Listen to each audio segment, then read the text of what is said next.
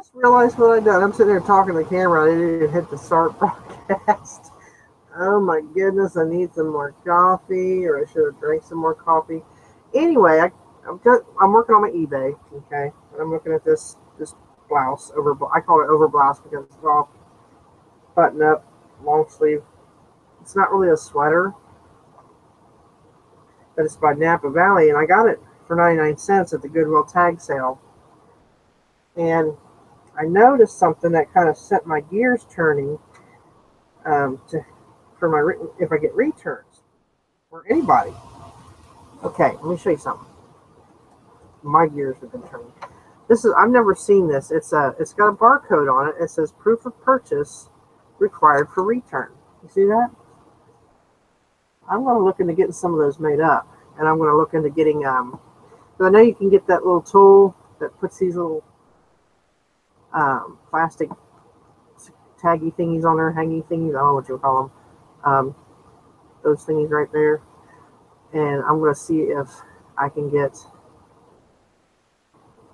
if I can't make them, which I probably can, get our store logo cards made up and put this on there for clothing. That if it's, if they said you get an item and then they keep it and then they want to return it, if that's not on there, I don't have to give them a full return because it's eBay policy. It says items shipped must be returned in the same condition for which they were received.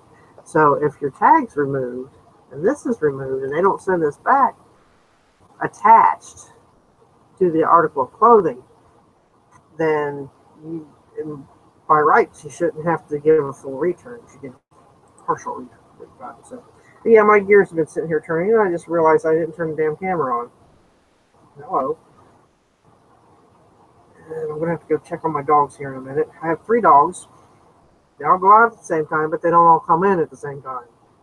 I got one that's really stubborn, one that doesn't like to be out there very long, and the other one goes out, does what she's got to do, comes back in, and jumps in the bed and crawls under the blanket, goes back to sleep. So right now I've got 1 of 3 in. I was watching a Hangout earlier, and I stepped out. My computer started being a shit. So instead of taking a hammer to it, I decided to walk outside. So I come back, and I guess that lady, the one that originated it, had to go. So I was like, hey, where'd everybody go? But my computer was frozen, so I had to shut it off anyway and reboot everything. So I thought, well, hey, I got 2 viewers. Cool. I thought, oh, I'll just play around with my working Hangout thingy, or whatever you want to call it. I don't know. I'm new to the live streaming thing. Well, I can't say that. Back when I did paranormal, well, we still do paranormal investigation, but we used to have a home base where we had our office and stuff. It was in a large building that we were also investigating, and we were having tours and stuff there. And we were on the website called Livestream, where we would stream our investigations so people could watch as we were doing our thing. So I can't say I'm new to live streaming. I'm just new to the YouTube aspect of it, because I also do Periscope and Facebook Live, but that's not the same. So, but I like that YouTube now has that option. And I tried the Google Hangouts when it first come out, and it is so confusing. It's so much easier on YouTube. Click a couple buttons and there you go. Napa Valley, it's got like 4 buttons. It's got a really nice pattern there. My sister would love that, but she ain't getting it.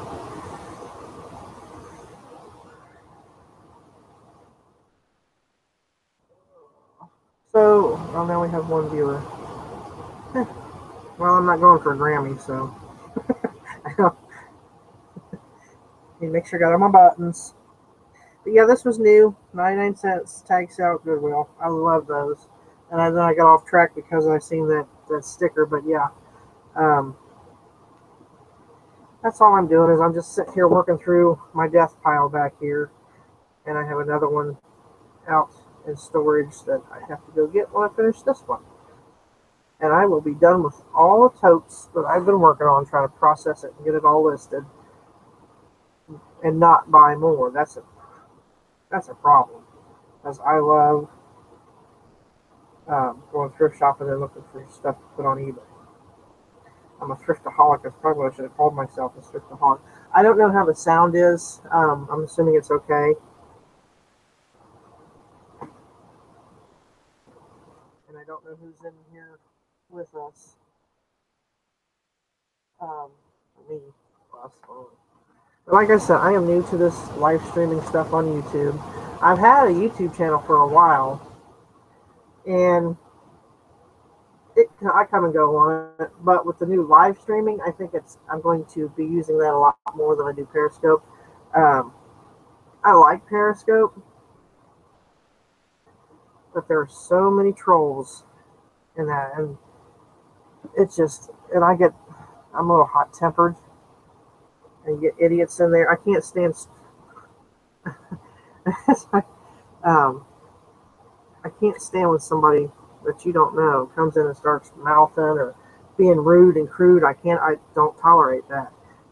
If you can't talk nice or respectful to somebody, then you don't even need to open your mouth to that person. So, um,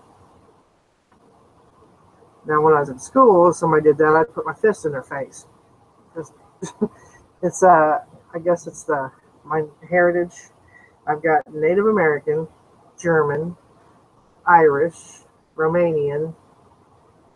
Uh, let's see, my sister did our DNA thing. Anyway, I'm a what do they call it? Heinz 57, and I've got the temper to match, especially between the German. Oh, yeah, Native American, the German and the Irish. You know, that's Irish people are kind of hot-headed anyway, for the most part. At least the ones in my family are, because that's where I get it from. I can't stand disrespectful people when they're out there. So, but yeah, that's what I'm working on.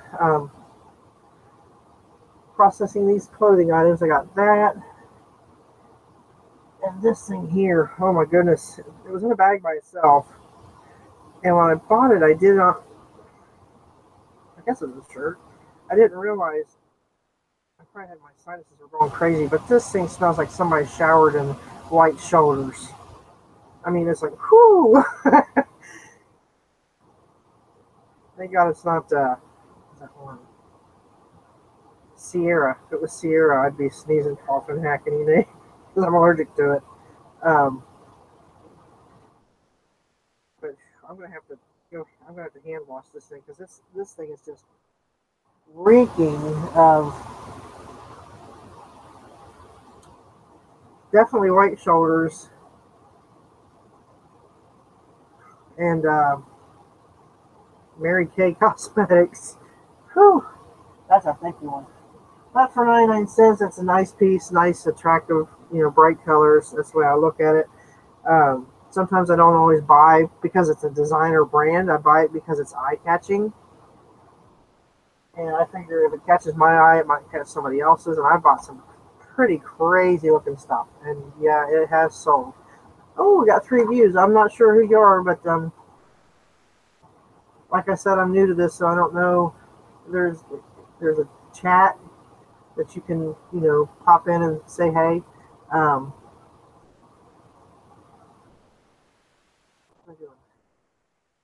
Yeah, I'm going to check on my dogs real quick. I'll be right back.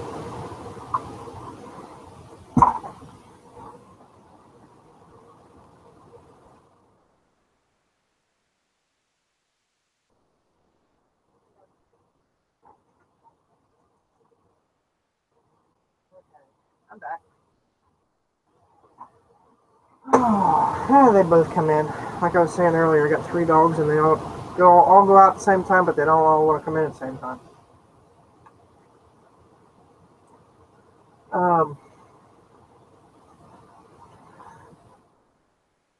So who's all? I see I got 3 viewers. Thank you. And if you're wondering why I keep looking over here, because my camera's over here, and my computer's over there. It's just how I don't have a really long cord on my camera to put it up on top of my computer. because the way my desk is, I took cabinetry that somebody was throwing away, and then I brought it home and added plywood, 2 foot plywood, 2 foot by however long these are. Made a big L-shaped desk with all the cabinets and stuff. So it's 30 inches. So most of the cords aren't long enough to go from my computer, which is down here on the floor, up and around. So, and up on top of my computer. So I have it on this crazy looking tripod thingy that I picked up at a thrift shop. So, um, whoever you are, thanks for viewing. I keep checking over here to see if anybody's in the chat. But I'm just going to plug along on what I'm doing, and you can listen to me and yak whatever. Um, I'm in Southwest Ohio. I'm in Mason. I'm about 20 minutes from Cincinnati.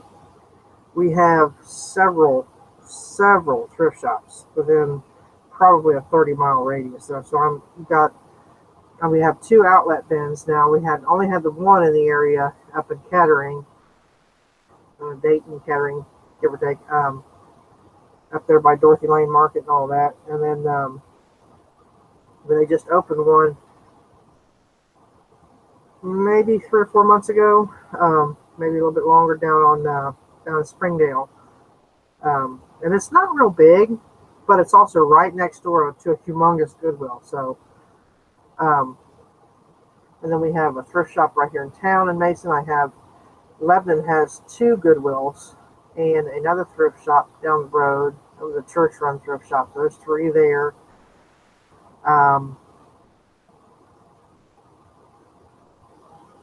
We have a Goodwill. I forgot about the Salvation Army on Tylersville. So there's another one real close. And we have a Salvation Army in Middletown, a Goodwill in Middletown, and then there's a place called Meanders Thrift, also in Middletown. So there's 3 more. I mean, there's always some place I can go to get stuff to sell on eBay. So we're gonna look this up.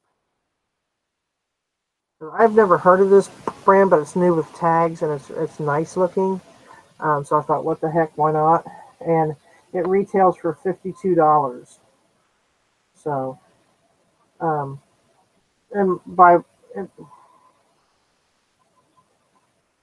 for me, whenever I see something new with tags that looks nice, I'm going to pick it up, especially if it's 99 cents. Can't beat that.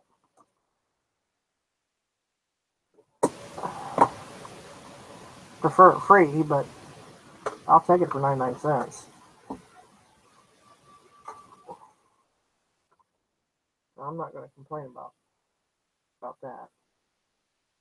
I wish I could get that $29.99 off of there, but oh well. So, oh, my show's on in there. I love Blue Bloods. I like anything to do with law enforcement. Because when I graduated high school, that's what I wanted to do. Be a police officer, work my way up to detective and all that stuff. But I got hurt playing softball, and all my dreams went down the drain. But then again, I wouldn't have the 2 wonderful kids that I have. So everything happens for a reason. They're supposed to be here. So I have a 26-year-old son and a 24-year-old daughter. And my daughter is currently on a trip out of the country. She went to Iceland, and she is now in Ireland. So she'll be back, I think, Sunday or Monday. I can't remember. She's having the time of her life. And I told her not to forget to kiss the Blarney Stone. So I hope she's having a good time. She sent me a picture of they went to the Guinness Brew House. And she sent me a picture of fresh Guinness out of the tap. I was like, oh my goodness, I want one. Because, yeah, we get it here, but it's not the same as getting it from the mother country, so to speak. Plant number. Never seen that on tag before. This is really nice. Napa Valley. I don't want to call that a blouse, so I guess I'm going to have to look up the RN number. I don't know. Most people know this. I'm sure they do if they sell clothing. But you have several numbers on these tags that you can use to deduce what item it is. Like for instance, this has the plant number, which is probably the manufacturing plant where it was made from. The PO number, that's purchase order. Then you have your style number, and there should be an RN number on here as well. Yeah, reference number on the back. So there are several numbers that you can plug in. The RN number is the one you want to look for, but if you can't find it with that, use some of these other numbers. I found it using those types. So, oh, enter chat message or link here. Am I supposed to turn the chat on? I don't know. I don't know. Screen share, sorry. Yeah, I'm just checking all this stuff out. Um, let's see, Napa Valley.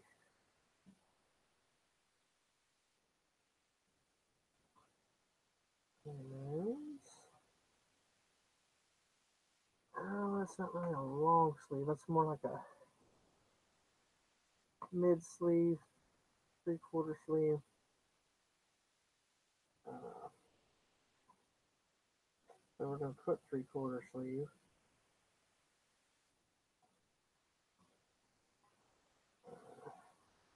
Button from blouse.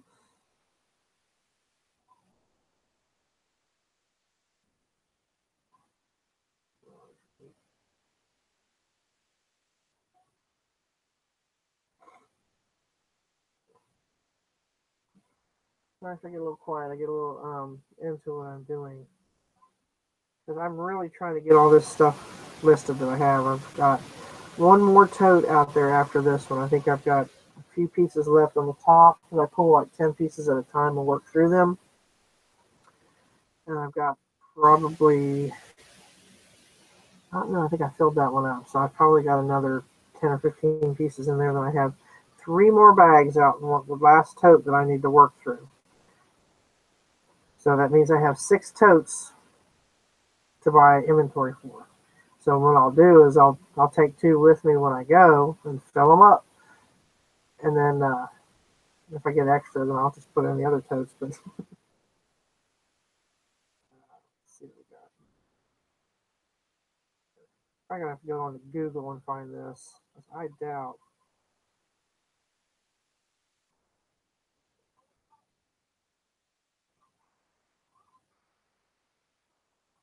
Hmm.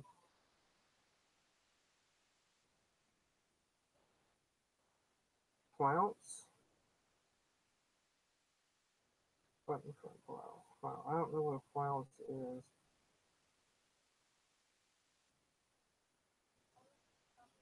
It's kind of like that. Never mind. I mean, they're not super expensive, but, But I mean, for 99 cents, if I put it on for $18 with even with the fees and shipping, I'm still going to be making probably 12 $12 off of it. So I'm not going to complain. Well, lost a viewer. Yeah, I know. Sometimes I can be boring. Oh no, this is new. So, like I said, I'm new to this streaming stuff, and I don't know how to do all of it yet, but I'm learning. And I don't know if I'm supposed to invite people to the chat or if they can find it. There's usually a live chat. When I come on, there's always or when I look on there, there's always like a little live chat down in the bottom here. So we're off to the side. Let's see, sold and completed. Oh, that's it. That's lemon brown, linen blend. Yeah, I guess we could call it a blouse. This is a extra large. Yeah, it sells for $12, but that's with $6.95 shipping, so it's still $18. Not too bad.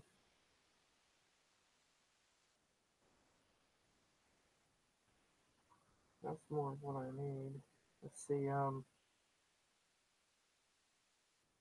button down blouse. That's embroidered. This is embroidered. It's not the exact same one, but it's got the same. It's got the same um, wording that I want to use. So I'm going to open that and hit sell similar and change it to match what I got. Um, there's someone like this. There we go. Okay.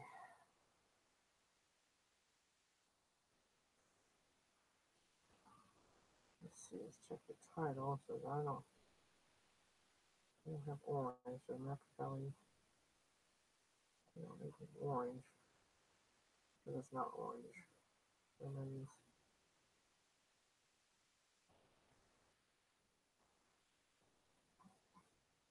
embroidered button down blouse, 3/4 sleeve.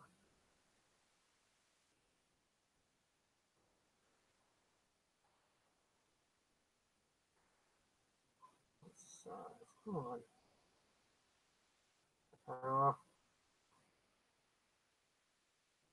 Trying to get at the end of the sentence here. There we go. Size. Extra large. XL. Um, Anytime you hit someone like this, you always want to go through and check and make sure all the changes, um, make sure you do all the changes in like the category. Um, yeah, this is new with tags. Make sure you make all those changes, and especially in the item specifics, because I know I've overlooked that one time and somebody wasn't happy with me, but I managed to work it out with the customer. So it's not a plus size; it is a regular, and it is an extra large. Button down, size type, regular, performance. Why does it keep changing? Extra large. There we go. Black. That's actually multicolored. This is more like a polyester blend. It's polyester, rayon, and polyester blend. So, material.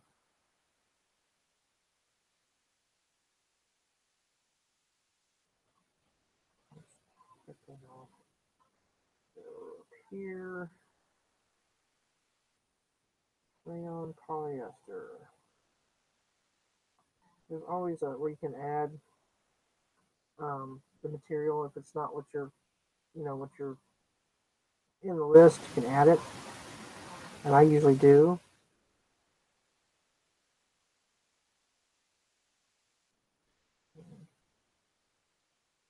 That.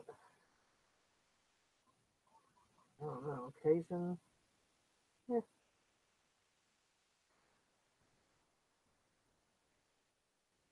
not really evening. It could be career, casual, or outerwear. So I'm just gonna leave that alone. Pattern.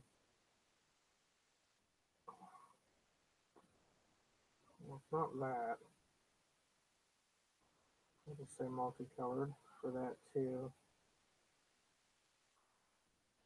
Alright, so my item specifics are done. See what I do is I'll go through and well, I'll show you here in just a second. Okay, I'll take an item, okay, pull it over here, and then I have my inventory book right here that I use, and I will write down the item. I have like item description, a location, which I don't have that filled in yet because I haven't put it into the out into inventory storage yet. And I have subtotal, which is what I paid for it before taxes, and then what the taxes were, and then the total cost. So I go through that with each item as I bring it in, and then I'll lay it out here, and I will start researching it and writing the draft. I write my draft on my items first, um, and then after I have the draft written on all the items I'm going to do, I'll go out and I will I photograph everything in here. I have a white sheet that I hang from the ceiling. I got clips up there, and I will sit back here, and it's not the best setup in the world, but it's the only one I have for now, so I make do with what I have. And because I haven't ordered a photo booth yet, which I plan to, because I have a spare room over here. But um, I'm also in a band. I play music, and we're needing a place to do a soundproof room so that we can cut our first CD. And I'm the only one with a spare room. I was like, oh man. So it's like, and of course Teresa, my best friend, my roommate, she's our band manager.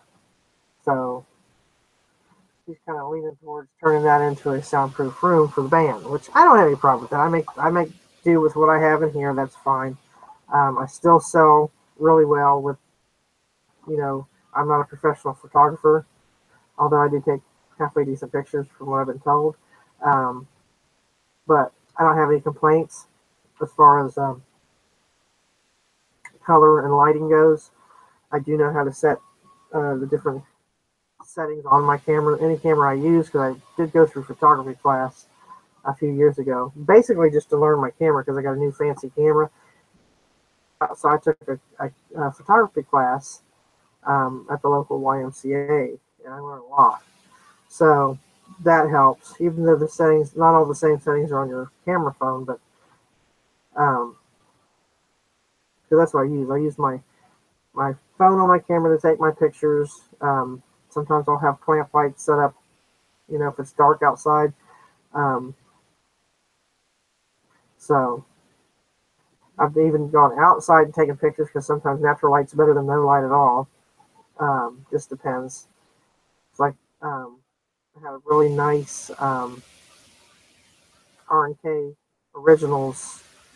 It was like a blouse sweater set. I just couldn't get the right photograph in here. I just wasn't satisfied with it, so I took the mannequin outside and I put it up against it. We have like a tan vinyl siding, so I put it up against that, and with the natural lighting, it really made that. It made it pop. It sold probably I think it was the next day or the day after I had, or it was either the day I listed or the next day. I can't remember which one. That's what I meant to say. So sometimes you just can't get a great picture, find a good background, prop it up outside, and get a really nice photo. Because I've done that with several pieces of clothing that just did not look right in this lighting. So when you take it out in natural lighting, you're getting all the natural colors and stuff too. So that helped. And this particular item may be one of those because it's almost the same colors. It's got the same earth tones in it and the black. And sometimes a camera phone, or any camera for that matter, with just what light I've got in here just does not look good. So we'll see. But I don't know who's. Thanks for the viewing. I'm not sure who you are. I see that I have two.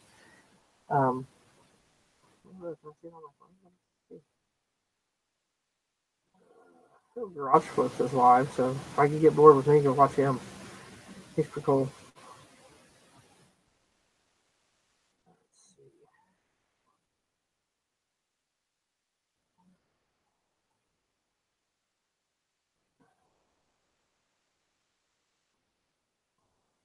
Well, set the public, so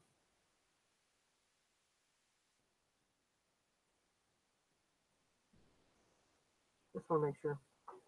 Oh, I have a stupid. I got iPhone, right?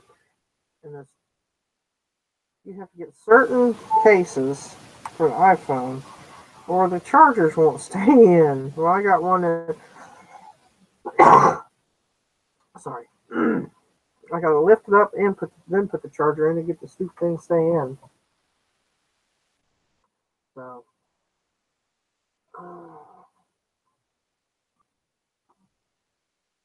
all right. This is a new with tags. I need to put that in the title too.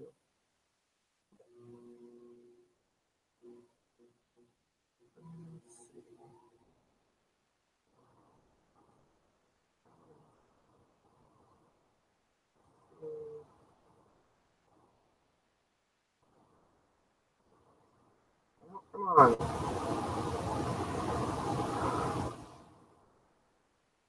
I write all my drafts with this for the most part. Yesterday I had to use my. Really? I didn't do that. Sometimes I want to take this thing right here and go down. Just turn itself. Take eBay completely off. Um, I want to take it down to the lake and see how far I can skip it.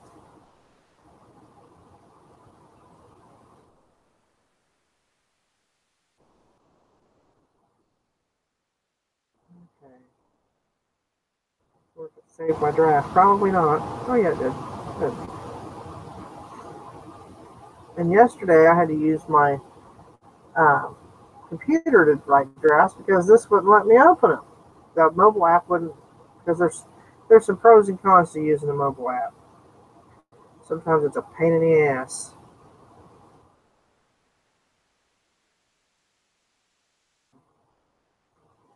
Sleeve size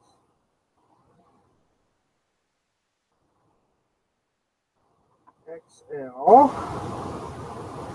And then I don't write out new with tags. I just put the parentheses and put NWT.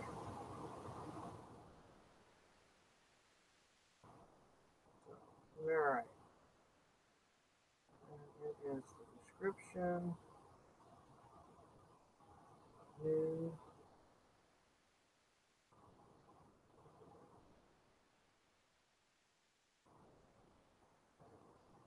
Measurements. I include measurements in all my clothing. Even, and I've said this before, I know some people just write the word large.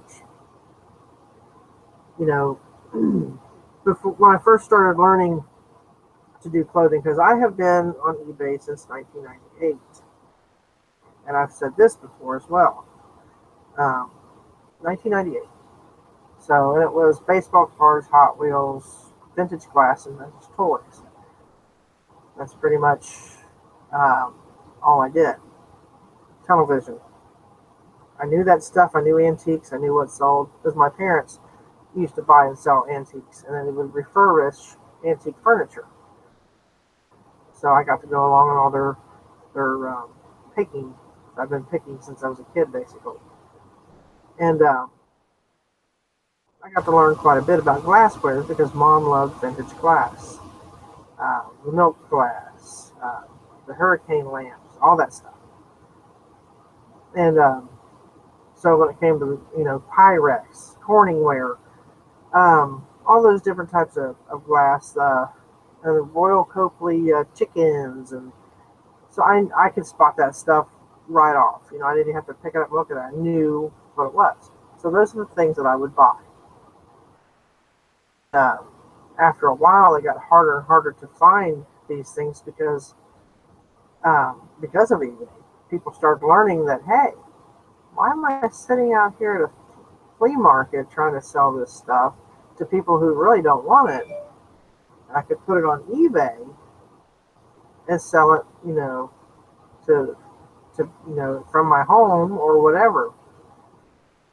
Or if it wasn't that, they were starting to mark the prices up, where you could get a piece of Pyrex for $1. Now you'd be lucky to find it for a deal on it for 15 or 20.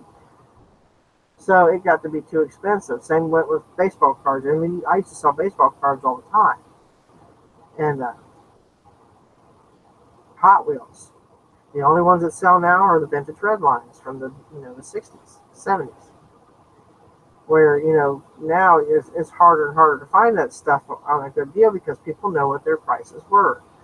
So I dabbled in eBay all these years, off and on, and I would sell stuff for people and here and there. And I I was watching.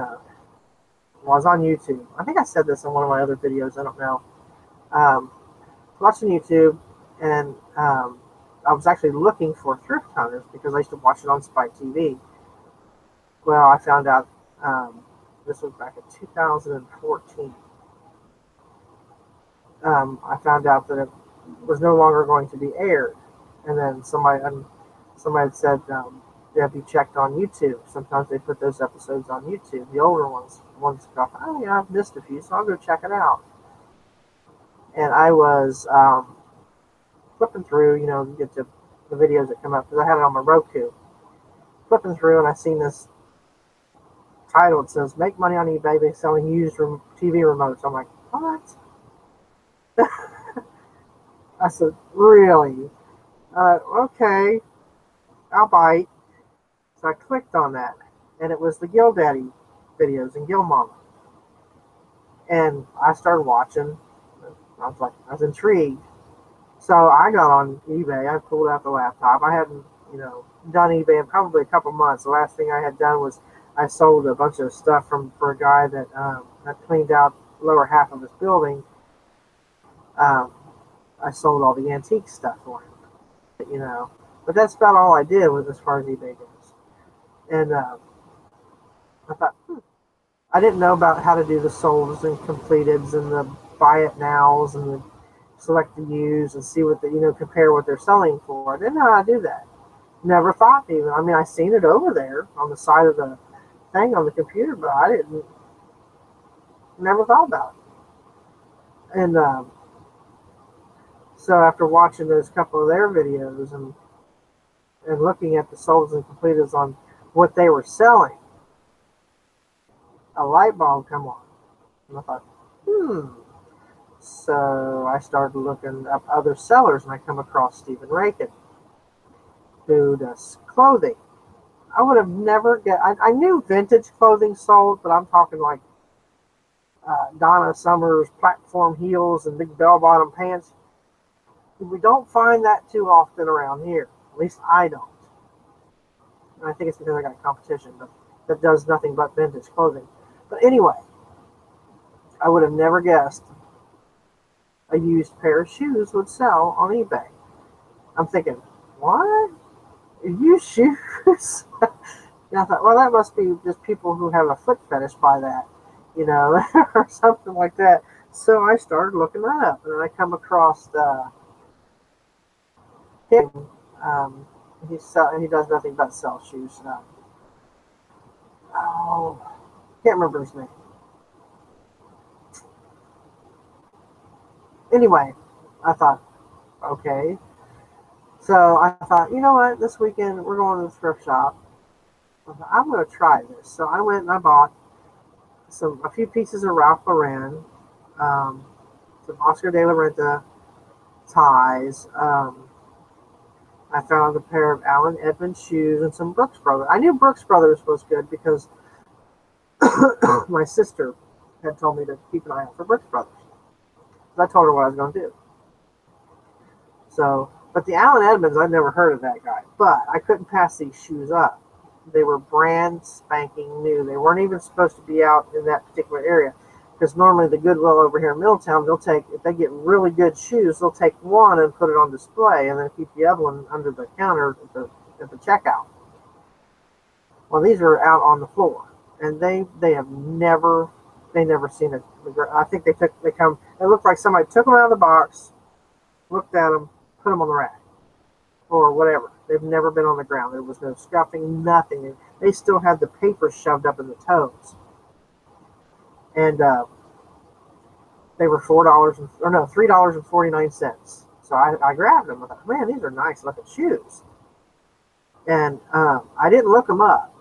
I just thought, well, these are really nice. Somebody might give me $20 for them. And then I seen a Brooks Brothers shoes. Like, oh, I remember that name. I'm gonna get those too. They were used. They were scuffed up on the bottom a little bit. Not too awful bad. You could tell that they were office worn shoes. They weren't. You could tell their scuffings probably from walking from the car into the office building. And so I got a few pieces of more clothing, and I went home and I started processing everything and photographing. And I'm thinking, I didn't have a mannequin back then, so I was laying everything flat on the counter in the kitchen because I didn't have this area set up for business. This was set up for vinyl cutting, which I have that over here behind the camera. Um, I didn't even have this area. I didn't have this cabinetry desk. I had a 6-foot Costco desk, or whatever you call it, with a vinyl cutter on it. And I also make jewelry, so that's what I had here. So um, I did all my work out there, and I got to the shoes, and I polished them real good and cleaned them up. And I went in and I applied the solds and completeds like I learned from Gildaddy. And I was like, oh my god, these shoes are expensive. And I think knew they were going for $250. Well, they didn't have the box, and they were considered pre-owned um, because no box, no tags is the way I looked at it. I'm thinking I probably could have gotten more out of them, but I put them on for $125. Within 5 minutes, cha-ching, they sold. And I was like, oh my god! And then I put the Brooks Brothers on. It probably took them half an hour, and they sold. So I'm like, light bulbs, twing, twing, twing, going on. I was like, I have been working eBay, and I have been doing all these crazy things to try to make extra money my entire life. And I finally found something that I love. Two things that I love to do. I love eBay, and I love thrift shopping. So the two things that I love most, besides my family and friends, of course, um, and ghost hunting, but you know what I mean, money making things. And just like, tink, I was happy as a lark. So I off to the races I went. I was buying stuff like crazy and selling them, having a great time. And I've been doing it now since this particular way since 2014. And I've been able to almost get out of, well, I can't say get out of debt because I got out of it and I got back into it because I went and bought a truck. I haven't bought myself a vehicle since 2004. So, um, and I've not a newer vehicle. I've always bought 95 or older because that's all I could afford at the time. Well, I bought me a 2007 big Chevy Silverado, and I love it. This stuff. It's called Big Red, and she's my picking truck. Um, so I use my money to pay that. It just we've been able to take a vacation. We went to Gatlinburg, and eBay paid for all of it, everything, the room. I mean, we went with my sister, her family, but eBay paid for our part of the cabin, our part of the groceries down there. Plus, we got to shop and just enjoy ourselves. We didn't have to have a budget because I had plenty of money from eBay sales to let us have fun. So so our next vacation we're going to Niagara Falls, which I've been there. I've been to Niagara Falls. I've been to Canada. I've been all up and down the eastern seaboard, eastern coast. So, but I love what I do, and I'm actually not getting much done telling you all this, but I love it. It has fun. I have fun at it. I worked in manufacturing for 22 years, and I ended up messing up my back pretty good, pretty badly, I should say.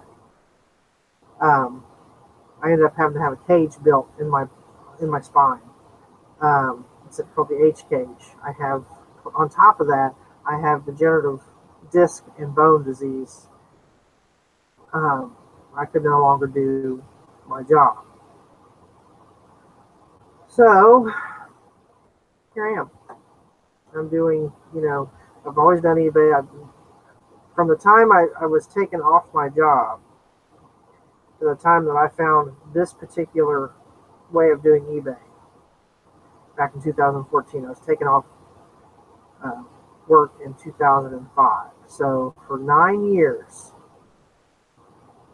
9 years, I sat pretty much in a depression because I couldn't do my job. And I was trying to find things to help make money.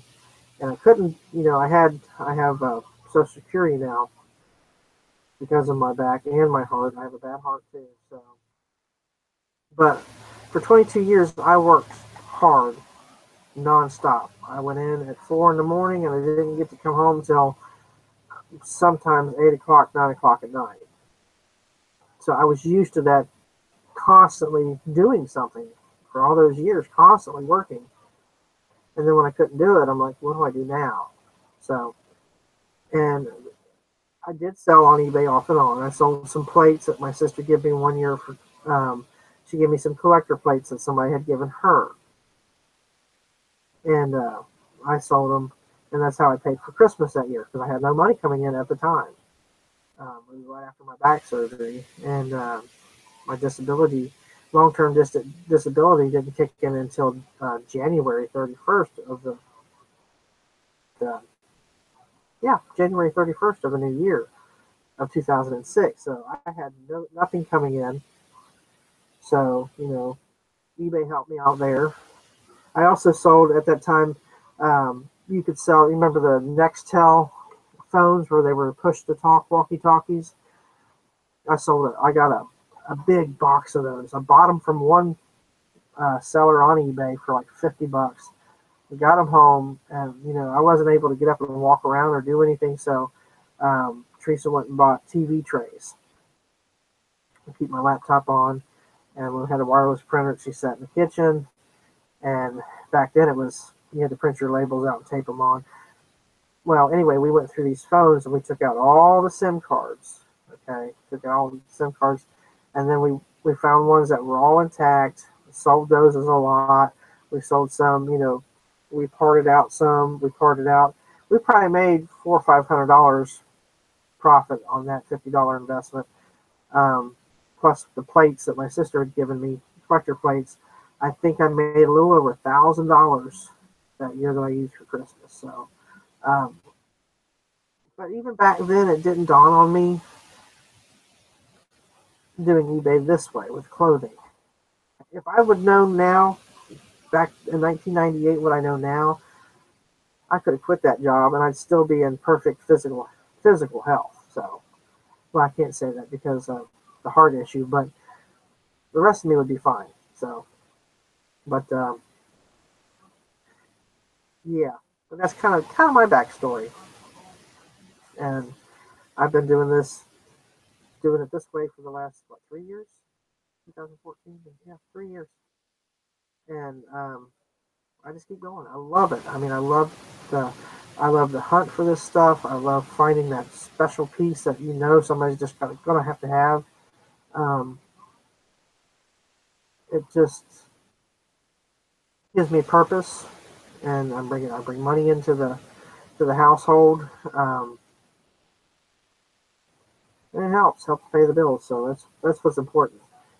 I'm not looking to make millions off of this. I know some people are making tens of thousands of dollars. I'm just happy to be able to take the money I make and pay my bills. That's what matters to me. Um, I'm not in it to have a big warehouse or nothing like that or an auction house. I'm in it to be able to pay my bills and go on vacation. Fun. That's what it means to me. So, but I've got to get some work done. But y'all are welcome to watch, listen to me talk to myself. You probably hear the dogs barking. Um, I'm going to get up from now and then because I can't sit for long periods of time. Because I also have an injured MCL, and sitting here with my knee bent like that, it doesn't help it any. So I have to get up and walk around every so often for like 10 minutes or so. But I'm going to leave the camera going. You may hear the dogs barking. You might hear, because I'd say my mail lady is probably about ready to pick up my packages for today. So yeah, she should be here soon. Um, I'll step out and get some fresh air here in a bit because it's so nice here. This weather, I love fall weather. Um, but, uh, but yeah, You're welcome to hang out and watch. I don't know how to do the chat. It says group chat. I don't know if that's how to turn on the live chat.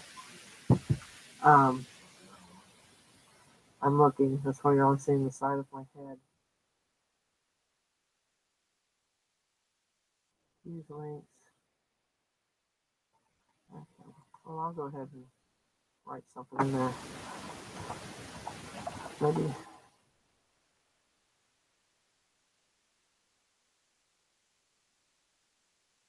All right. Maybe I had to start it. I don't know.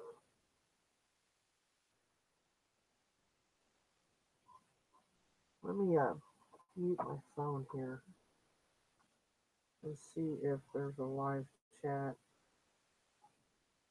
on here. I can check it on my phone. Yeah, down at the very bottom.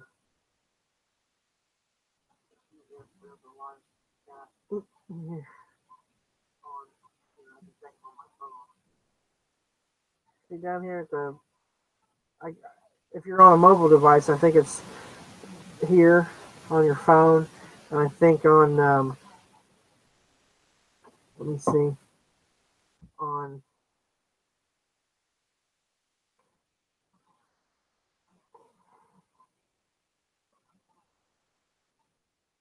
uh-oh, somebody sent me.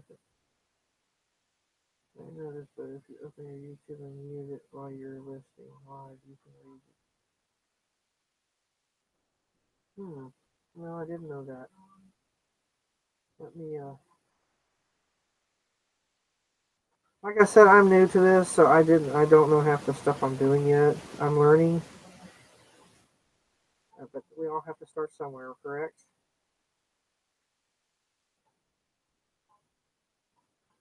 Do I mute? I don't, do I mute? Talk.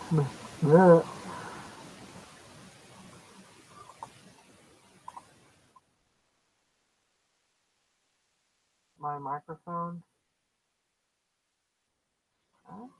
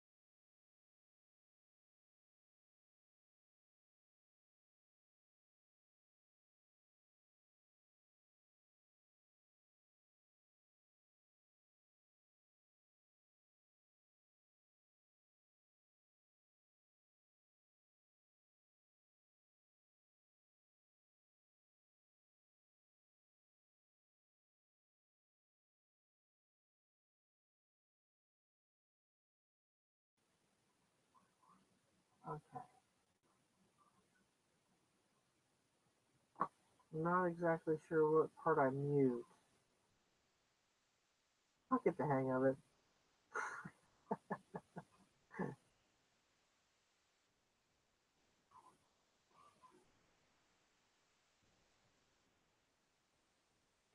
Oh my goodness, it looks like Teresa. It's me. I gotta send her a picture.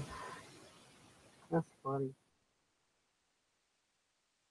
Just the way I have my head turned, wearing my glasses makes it looks like Teresa with black glasses on.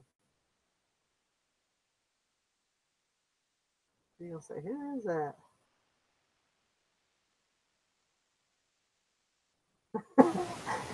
We've already been told we sound alike, so on the phone. So okay. Um, I'm trying to decipher this. No, I don't know that. But if you open your YouTube and mute it while you're listening live, you can read the chat. I have to mute my YouTube or the Google Hangout.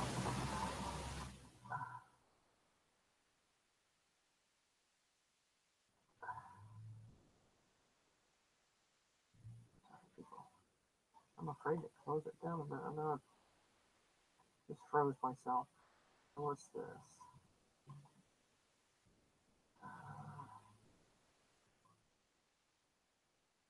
Okay. I'm still. I don't know where to mute me at. Hmm.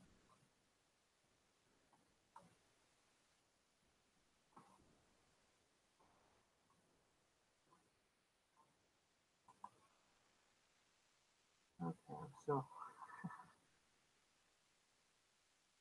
Oh, I'm sure somebody will maybe explain that to me in more detail because I'm not sure. Do I mute myself on the down here in the black square that says you, or somewhere else, like up here? Turn off camera, mute microphone, invite people.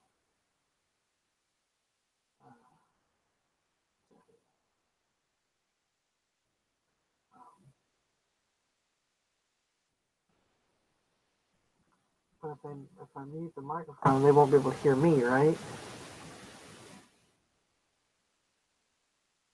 Or listen. So yeah, I'm gonna try that. I'm gonna mute me talking.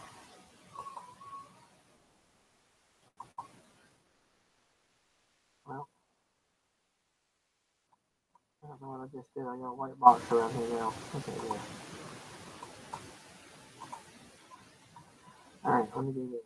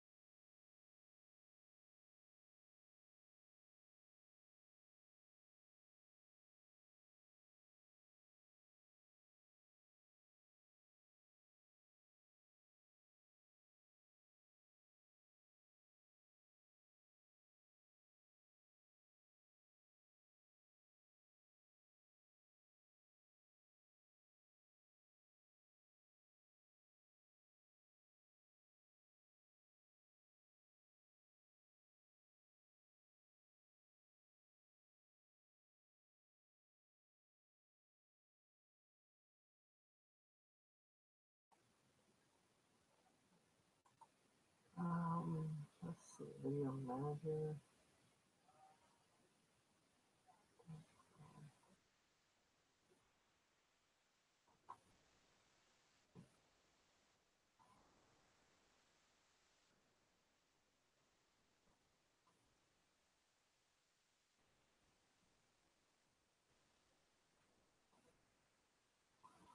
Oh,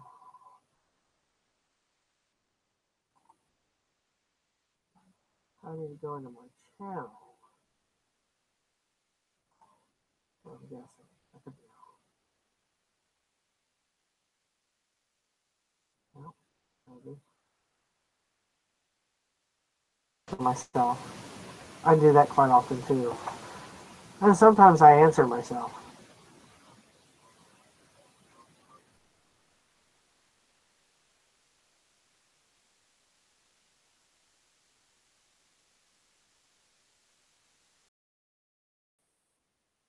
Alright. I need to on this one. I'm assuming. I could.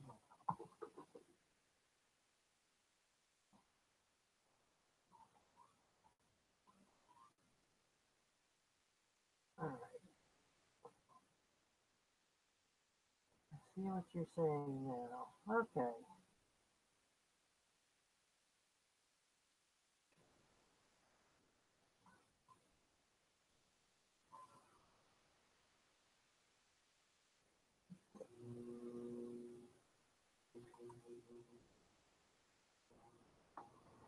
I think I got it.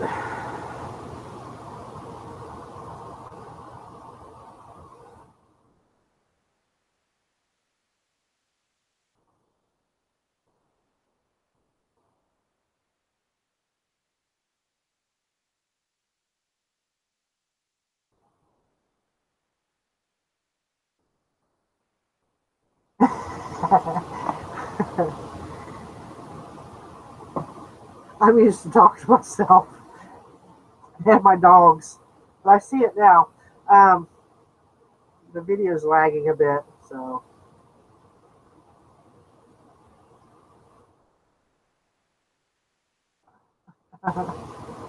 I'll get the hang of it sooner or later.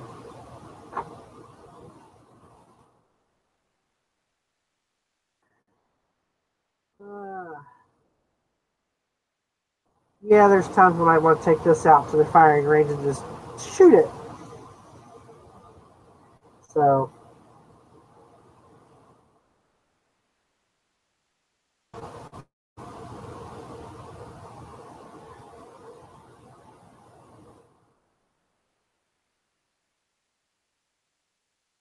oh, yeah, I'm trying to get all this stuff listed because I really want to go thrift shopping, but I have put myself on a leash.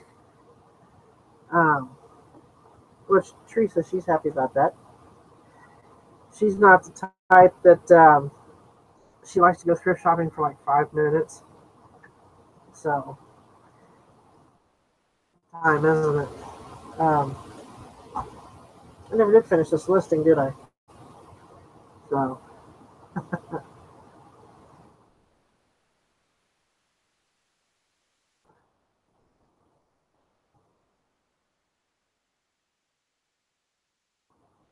understand why they you gotta mute this because you don't want that feeding back into the. I get it now because there's quite a bit of a lag time on that because I'm not doing that. Well, not what I'm seeing anyway. It's probably my computer. Um, I got my next goal. One of my goals is to buy an all-in-one. Computer here was built. My Teresa and my daughter had it built for me probably in I'm wanting to say 2000 and probably about 2008. That's all it is. Because I did my own video production for our paranormal group. Whenever we filmed anything, I did all the production part of that with this computer. So it's got stuff in it that slows it down. And I'm trying to use it for eBay too. So hopefully I can get get a new computer. So trying to get all this done. I keep getting distracted. I have ADHD too, so oh, shiny, squirrel, that type of thing. And my daughter's just as bad. Um, when I'm talking, so y'all just have to bear with me. Um, and I'm an ummer. I say a lot. I know Thrifty Treasures got yelled at for saying Like, so what? It's her channel. She can say whatever she wants. Guy come on there telling her she said too much. Well, if you don't like it, don't watch. Well, look at it.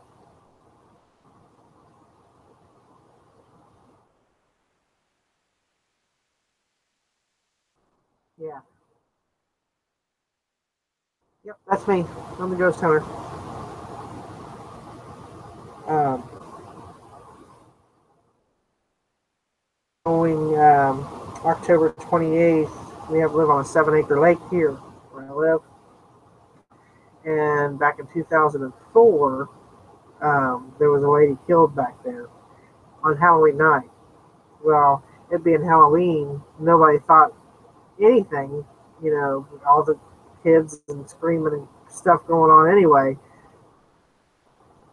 We didn't think nothing of it. Plus, there's a horse barn back there. Somebody thought it was one of the horses back there screaming. It was just a weird sound. We didn't think nothing of it. It's Halloween. Um,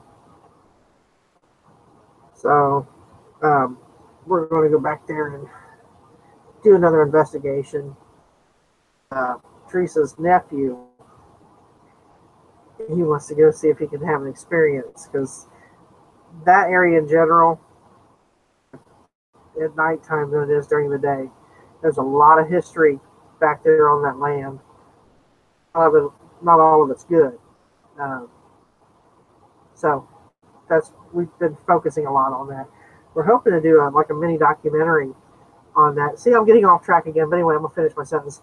We're planning on doing a mini documentary on the history of the property and what's happened back there over all these years, the last 100 years or so, that's caused the energy to change back there and be so. Um, it's evil. It's an evil, something not good back there. I grew up here, and I know it's changed. I feel it. So I can even feel it on this side of the lake. That's nothing's ever happened. But in the woods and stuff back in there, you can feel it kind of coming this way. So I know a lot of people don't believe in that stuff, but I do. I've had my experiences. Um, seen my mother on my couch 2 days after we buried her, and my husband at the time, he seen her too, and he passed out. So if it hadn't been for that, I just would have chalked it up to being tired and lack of sleep and all that stuff from her dying and all that stuff. So, but he seen her, so which helped validate what I was seeing myself. So, yeah. Ugh. But anyway, or at least drafted, so I can list it later. Um, oh wait a minute, no, I need this. Oh, like I said, I got a lake right down over the hill. I'm about ready to see how far this thing will skip. I bet it'd go all the way across. I'd go around and pick it up on the other side.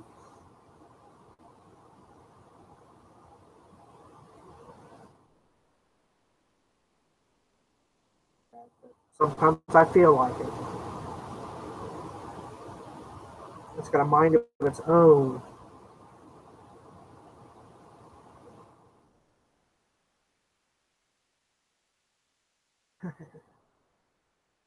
We have lots of stories. We've had lots of experiences. We've been down to Bobby Mackey's, which if you're not familiar with the Cincinnati, Kentucky area, um, that's a very well-known paranormal activity. Um, I've been to Waverly Hills. My team and I got to spend an entire 12 hours to ourselves in the entire building. We had access to the whole building, 5 floors, the body chute, everything. That was a crazy experience. We've done Prospect Place up in Dresden, Ohio. We had that building to ourselves. We were the home team for Poasttown Elementary, which that's been on the Bio channel and all that stuff. It's been on, which we help bring that along.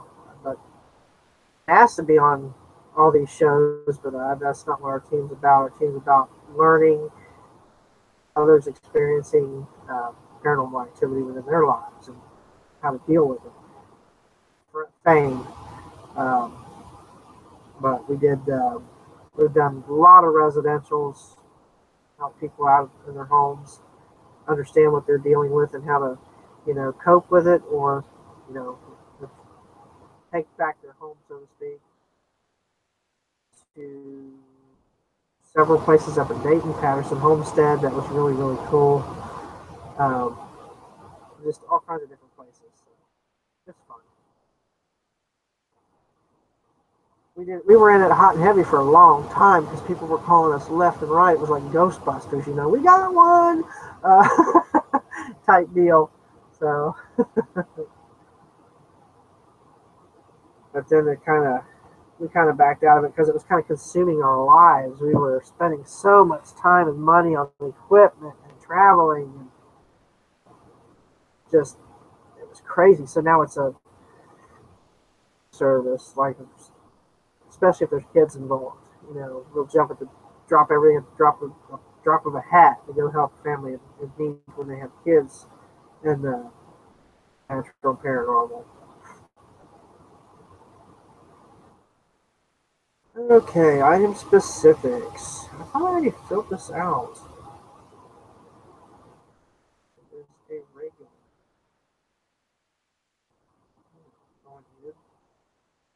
What? Still not done? So this was extra large.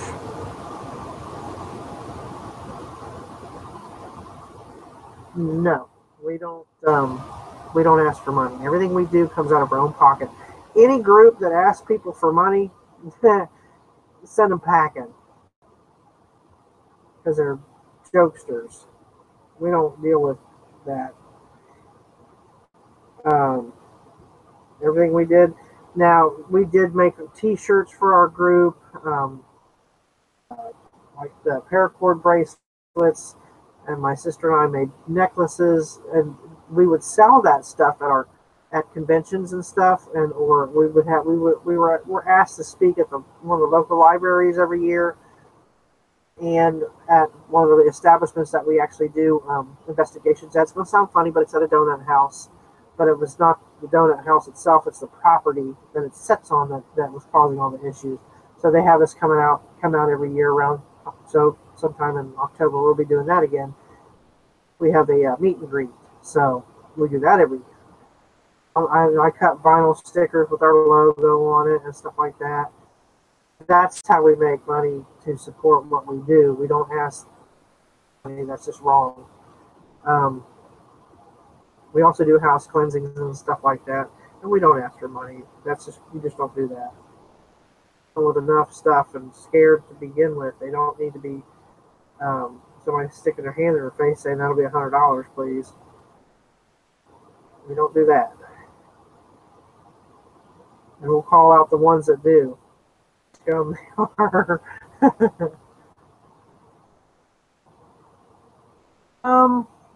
I personally have not come across any haunted items, and I can't stand dolls. So haunted doll.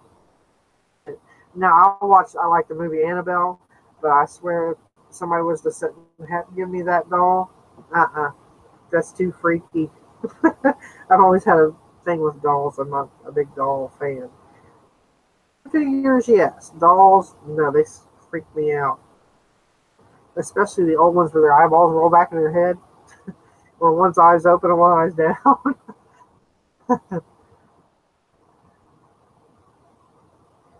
My mom gave me a doll when I was real little, and it was one of the crawly, Betsy Wetsy crawly ones that was battery operated. She put that on the floor, and it started crawling and turning its head, and I was going, I was thinking, nope. It's just a doll. They're not supposed to move on their own.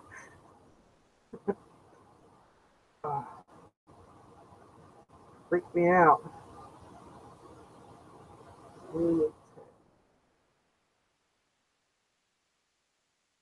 Let's see. Oh, measurements. There we go. That let's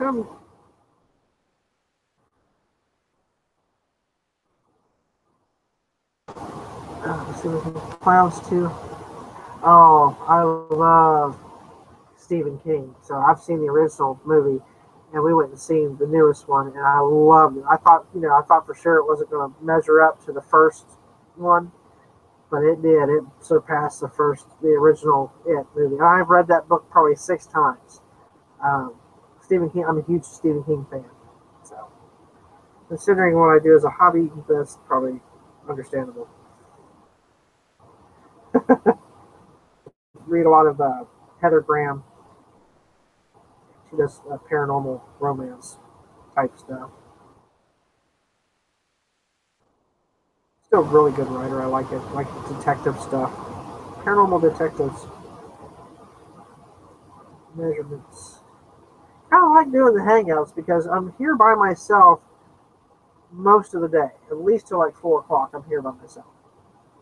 So, other than the dogs, the only talking they do is barking when they hear a gnat fart and coming to let me know it's time for them to eat. So,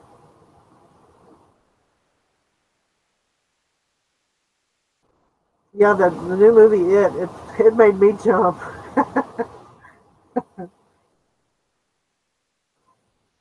And I'm not easily scared, but that it made me woo. And my daughter, she actually, her and her friend Olivia actually like woo. They actually screamed. And we were in the was it the rave cinema where they have the automated chairs? They like lay back. Somebody, every time somebody would move their chair, it was like real loud. It's like somebody farting in the theater. And I started laughing. My daughter's like, "Mom," I'm like, "What's funny?" I said, "He's got a loud chair."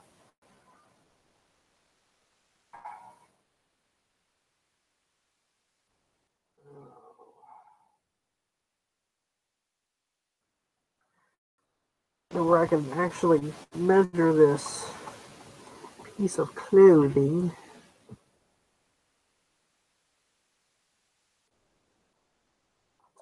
Extra large, that's 24 inches across there. 2 feet across from pit to pit, that's only just an extra large.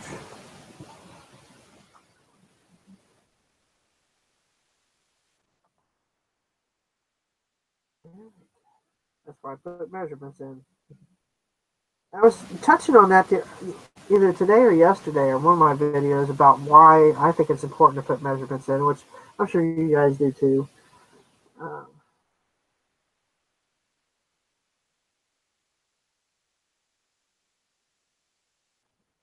no problem. Oh, no problem. It's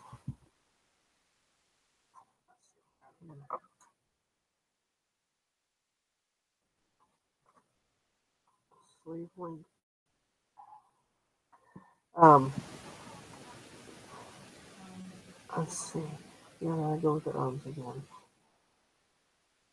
Light overhead. Yeah, that would be nice to have a fluorescent light over top. Yeah.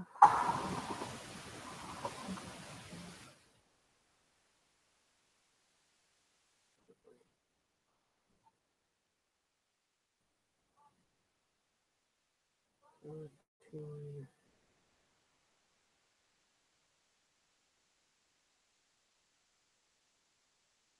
No problem, no problem.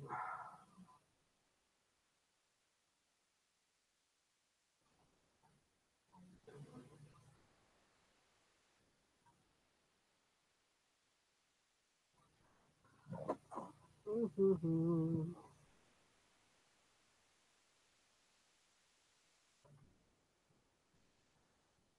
gonna be burning the midnight oil tonight, probably. I gotta take pictures of all this stuff here too.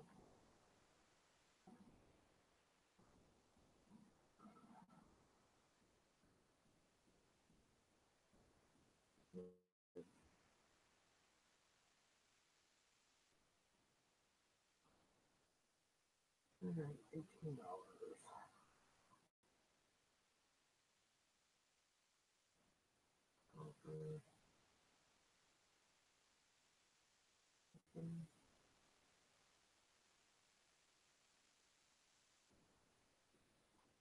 Type.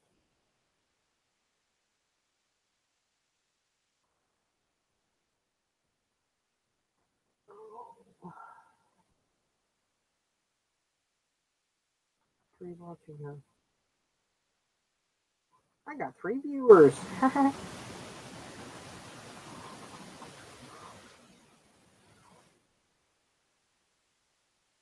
This. He always says I need my own show anyway.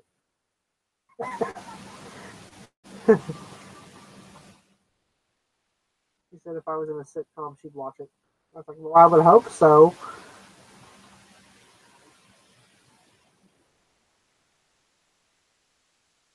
You never know what I'm going to say or do next. As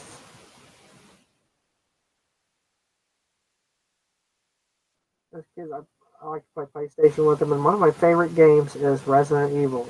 I have played it since PlayStation 1 up.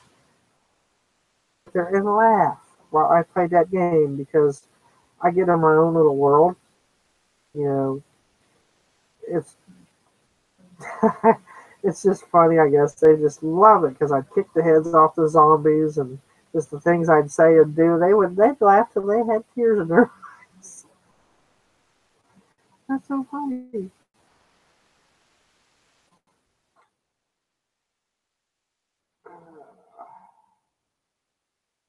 That one's done. Woohoo! Another one done. Another one breaks a test. That's an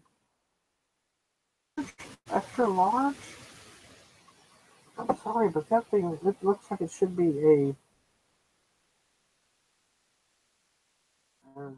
listed bigger than that. It almost looks like a plus size, but it does not. It does not have that indication other than the size across the. I wear an extra large, and that thing looks like it would be big on me.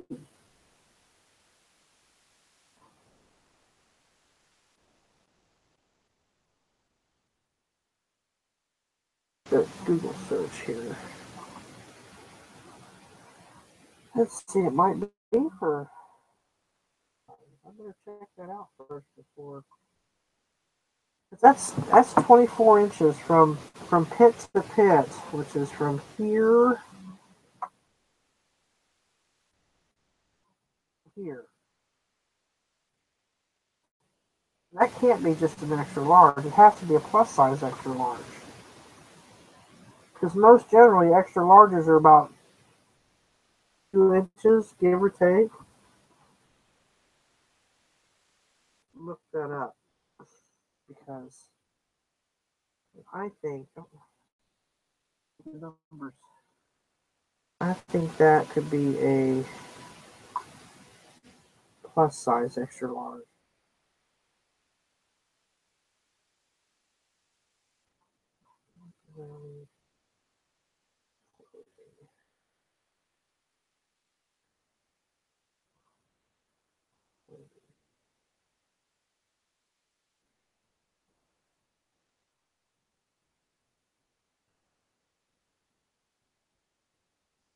They come from Kohl's.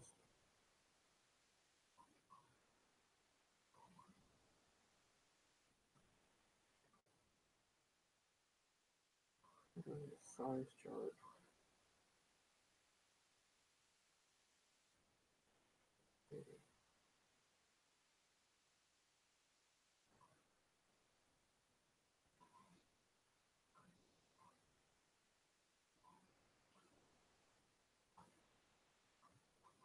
Petites.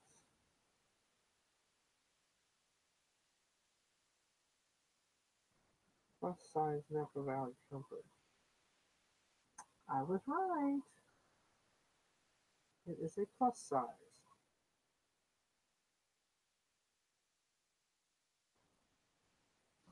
Let's see, 3 years ago, I would never thought would not have even caught that because I was new. But after measuring clothing so much, that's a plus size. You start learning, like for instance, sometimes you might get a shirt that doesn't have a size tag in it, but if you've measured enough extra larges or larges, either in men's or women's, you know that that's going to be about 21 to 22 inches. When you got one that's 24 inches, you know that's going to be a bit big. Because I wear an extra large, and I know this shirt is not going to took. I'm not. I once was. That would have been tight on me at one time.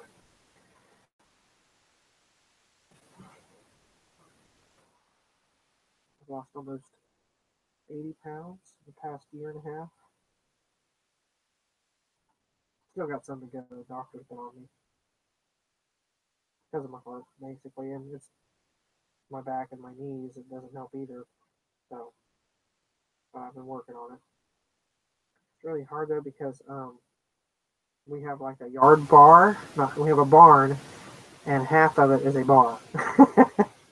So the other half is for my eBay stuff. But we have a pit out there, and I sit out there. And I got a keg for my birthday, kegerator, because we play music out there a lot. A band and I do. And of course, Teresa's got it all decked out with lights. It looks like a bar, an actual bar. Just everybody sits outside of it. It's pretty cool. Fun. But my doctor can't say too much because she takes off early on Thursdays, I think.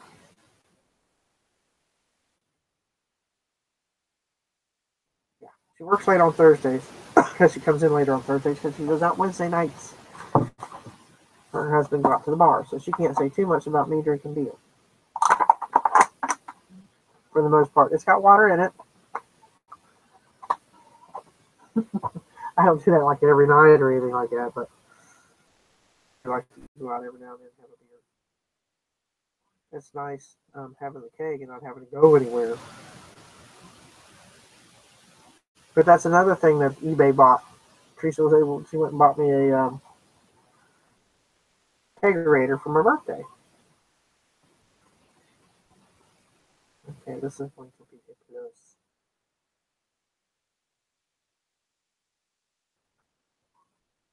Change that. I'm glad I caught that because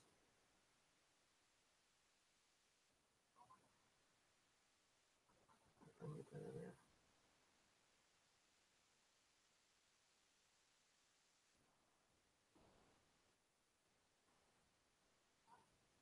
Plus size extra large. Extra large. Because I would have paid for a customer to buy that thinking it was an extra large, and then they just go swim in it. I need to change that.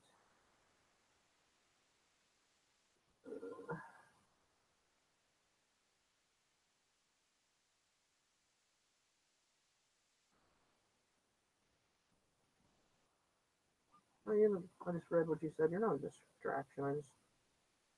I have ADHD, so anything can distract me. If a leaf falls by the window, I'm going to go, ooh. Yeah. And we got all these great big poplar trees all around here.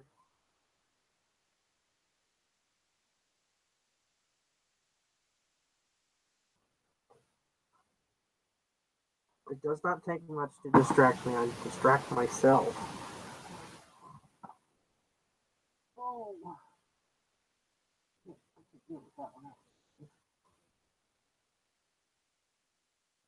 Googling? That's my Twitter. Oh, self-esteem.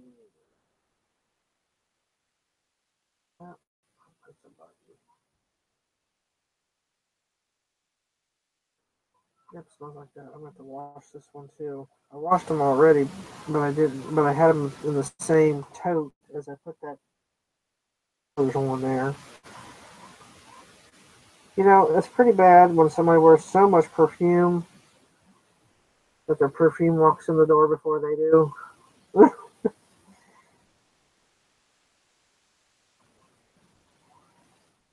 When I worked in manufacturing, I had my own office, and I always had my door open. And I didn't have a door. Um, I used conference room most of the time, but I had my office, but we didn't have doors on the offices. It's open, literally open door policy. There's this one lady, and I'm not kidding you. And I was out on the manufacturing floor with machinery and stuff like that, and I'd be like, "Oh Lord!" And no sooner did she'd come in there, and she ever wore sailor perfume, and I've been allergic to that since I was a teenager. I would start sneezing, coughing, my eyes start watering. I'm like, oh God, will you please go? And I hate to tell her that it's not you, it's your perfume. I couldn't take it. Tell her, like, you know what, love you to death, but you cannot come in here. Just email me from now on or call me. She'd be like, why? It's because I can't take your perfume. I said, I'm allergic to it. I'm getting around me. Let's see. Oop, I forgot to put that Apple Valley in there. Apple Valley down.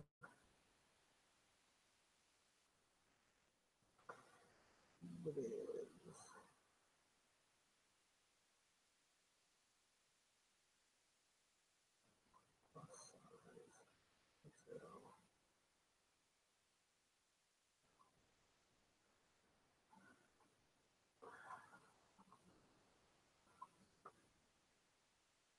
All right, cool.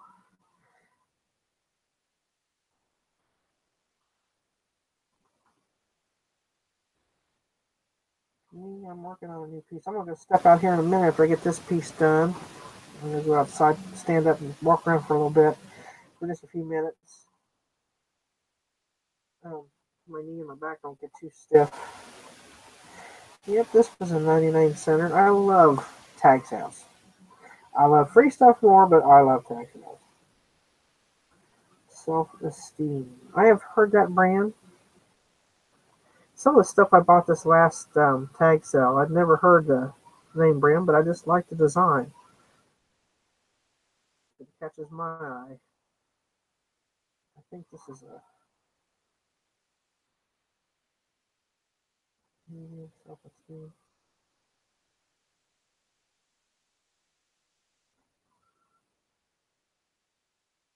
Looks like a junior miss maybe. It looks awfully small to be an adult. Medium. Let's see.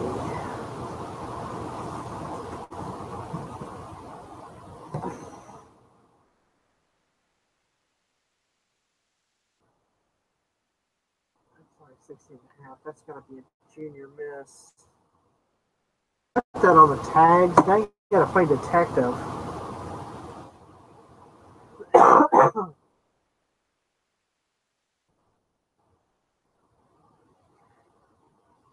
That's fun and all, but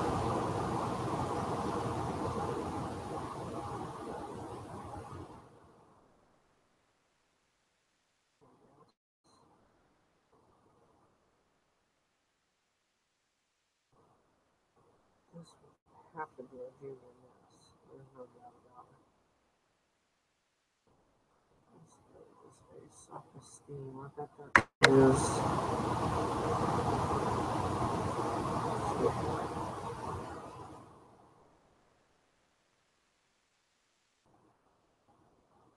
I don't know. I guess it could be one of these medium. Now that I'm looking at it, that would fit. Excuse me.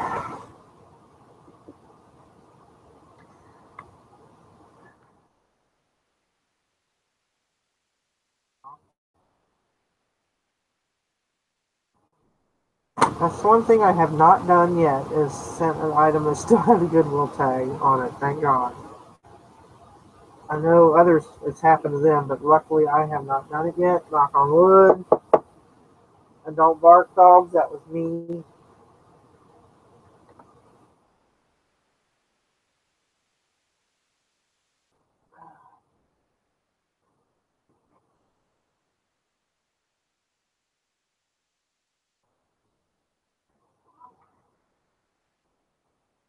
Oh, you're full watching. Come on in. Just sitting there hanging out, doing our eBay listing and working. You're welcome to join us.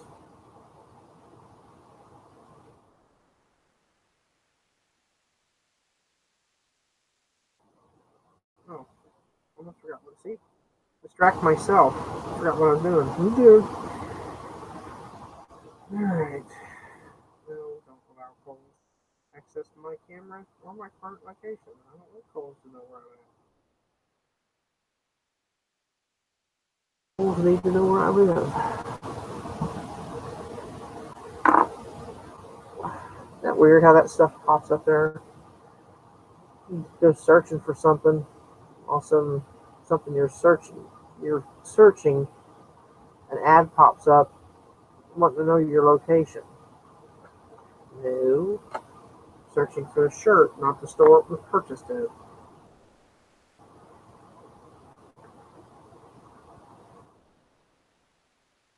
Big Brother's watching, I guess. So,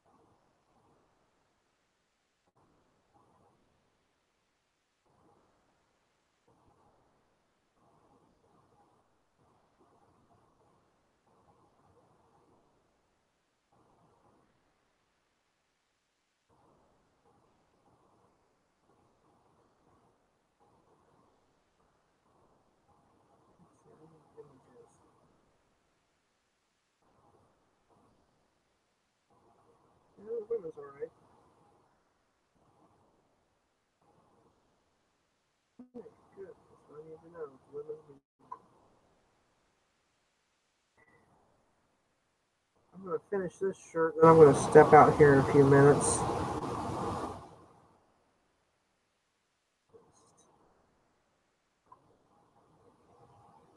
I'll be back. I'm just going to step outside, stretch my legs.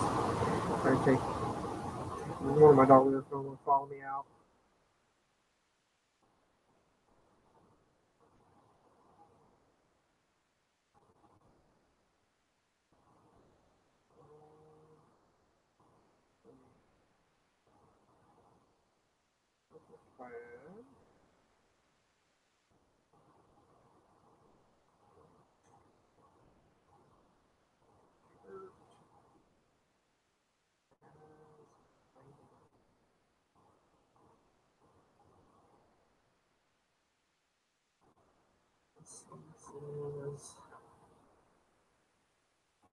This is polyester cotton blend. Preload.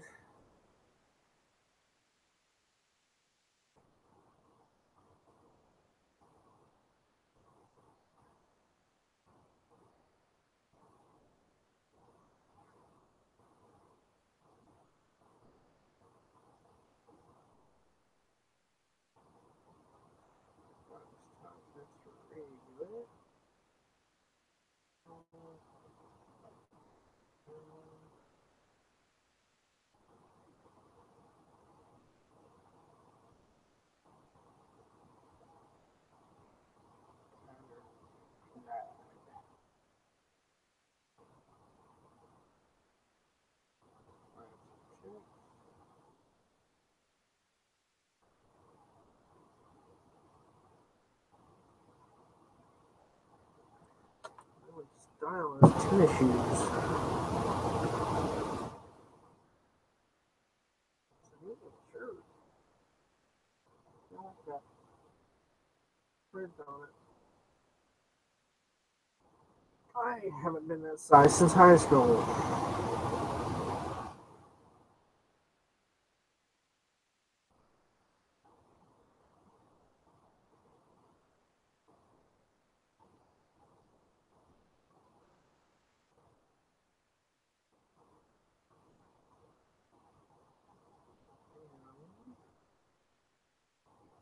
on, hang on.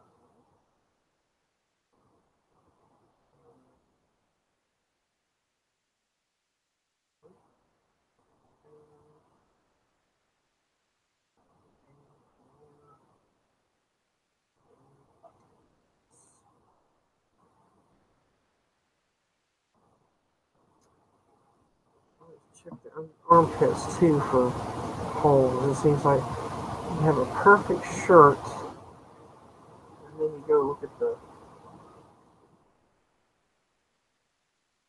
and there's a hole there, which I only had one like that.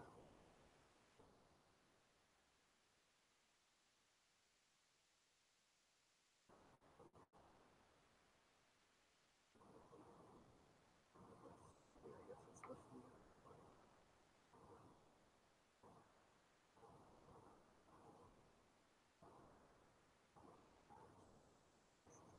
I just got all the buttons, so we're good. So,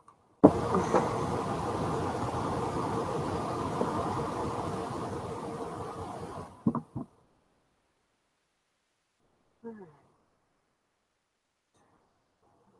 measurements.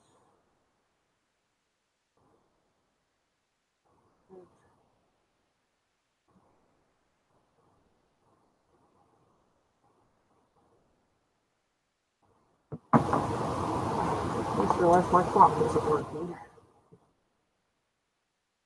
Yeah.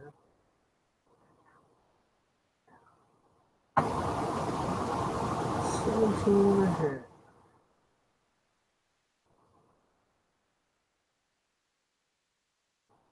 Oh, we got five watching. Who's all here? Come and say hi in the chat.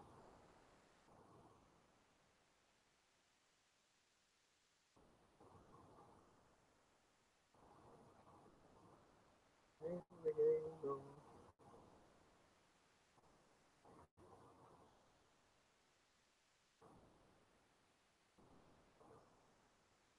Oh, let's see. We're just doing a working hangout. Come on in. We run someone off.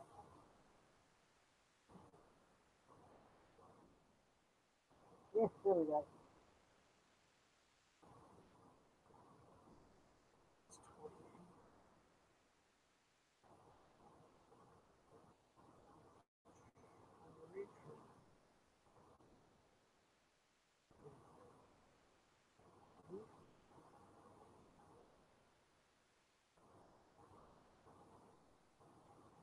Seems like you get more done doing the. I don't know if anybody else feels that way, but I get more done being part of the hangouts.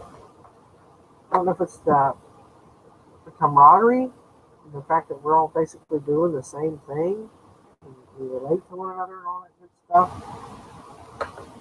But I get seems to get a lot of work. Well, I can't say I've gotten much work done today because I've been yakking, but when I'm not doing my own but watching somebody else's, I get a lot of work done.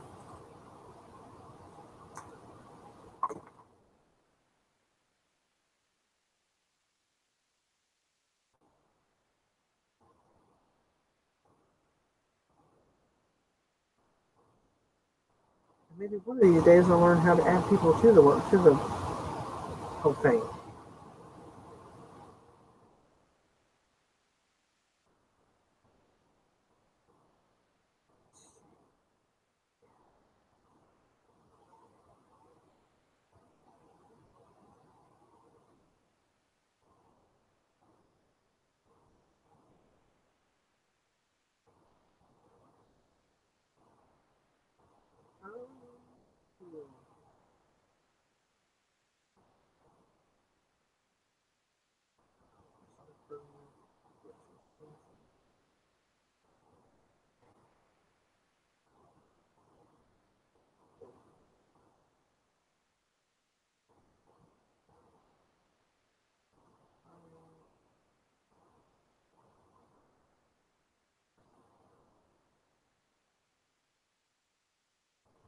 Cool.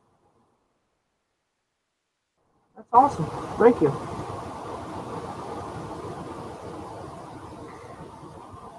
I just think I get a lot done doing these hangouts. I used to go to the one that I don't know if you watch Pitching Pesos. Her name's Deb. I can never pronounce her last name. I think it's Goitier or something like that. But I love her show. She's got the reseller stew, and then she was doing a show called eBays and Bacon. And after the show, she would send a link to a working hangout. It would be her and like Chad Pagel and a couple other resellers. Um, I think Ronnie Hart, and, uh, Ricky Treasures with Tanya. I can't remember her last name. I see her face, but can't remember her last name. But I enjoyed that because I got a lot of work done. And anytime I had a question, I was able to that I didn't know about, I'd ask one of them. So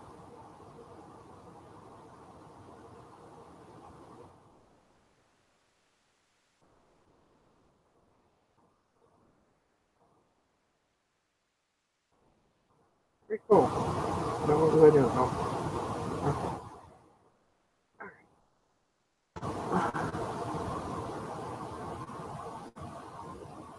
oh, that's cool. I like that. I really do. She's so nice. I mean, she's really nice. I mean, of course I've never met her because I'm in Ohio, but um, anytime I had a question, she was right there to answer it. So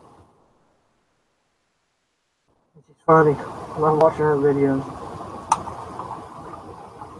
She can't make it as a reseller. She probably can make it as a comedian. Just some of the things she says. Okay, I'm gonna go take a. Thanks for the heads up in the squad.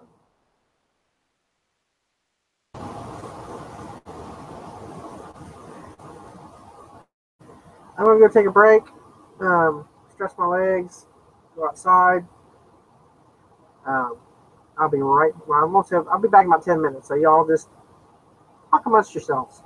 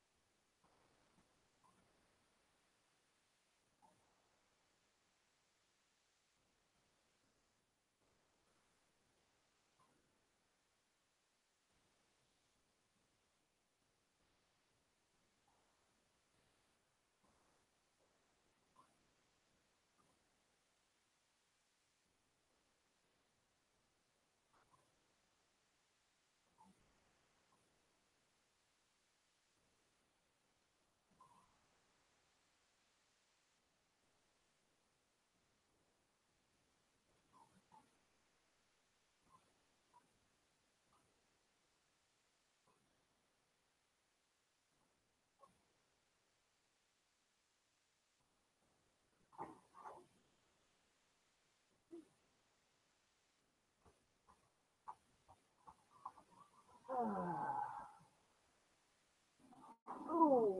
I'm back. Did I miss anything?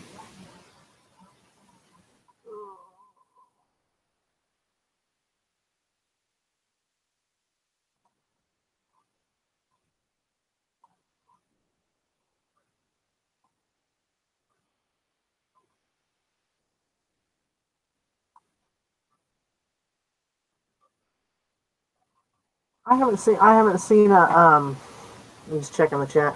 I haven't seen the Deb do a working hangout that I know of.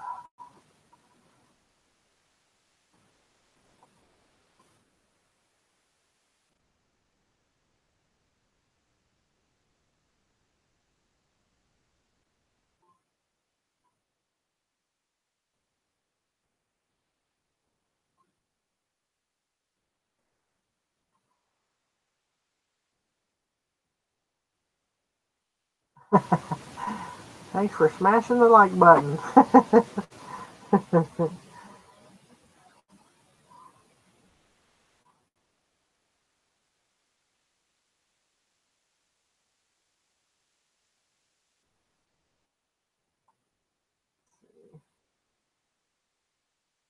I'm just catching up on the chat here.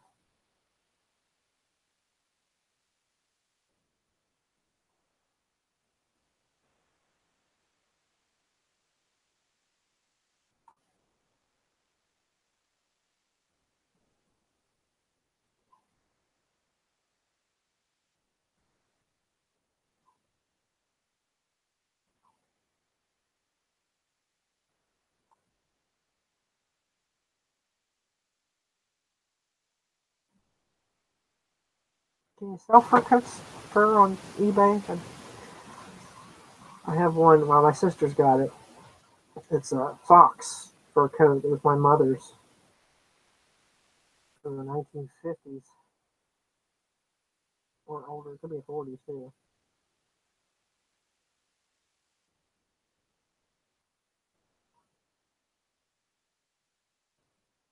Dry clean stuff either because usually if it's got the tag on it, clean, but I do wash everything else. I got one blouse I have to wash. It's been soaked in perfume, so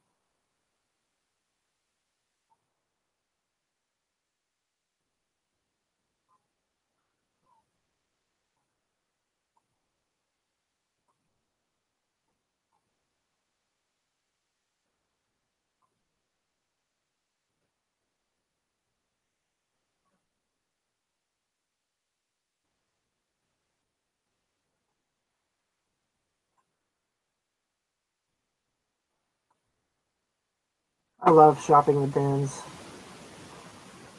The one up in Kettering is crazy. First time I went to the bins was with a friend of mine, and um, all she did was tell me not to get in stuff that until they brought not to touch the bins until they tell you can. I didn't know what the carts against the wall were for. I'm walking around with my shopping cart just looking, and I see all these shoes and stuff in there, and I start looking through this. Brenda, she comes flying over there. No, no, no, no, don't touch those, don't touch those. I'm like, why? About that time, this guy, that's my cart. I was like, well, I didn't know. So I learned real quick not to touch any of the carts that were against the wall.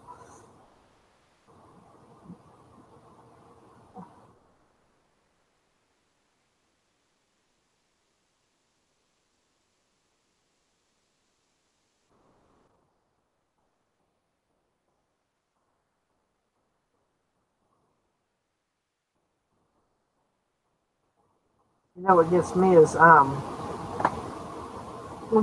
when you tell people you sell on eBay, they're like, oh, that's a hobby. It's like, no, it's a business. They're like, oh, they don't realize how much work goes into doing this. It's a job. It's not just a hobby.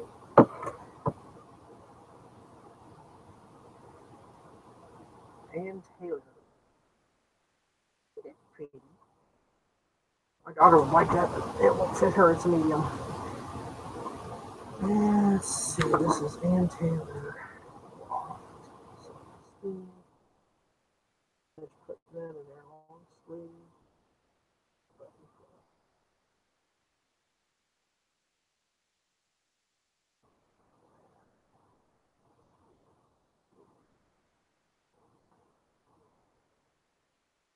This is Ann Taylor.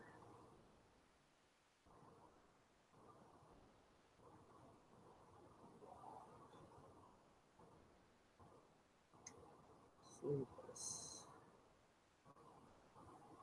Sleeve.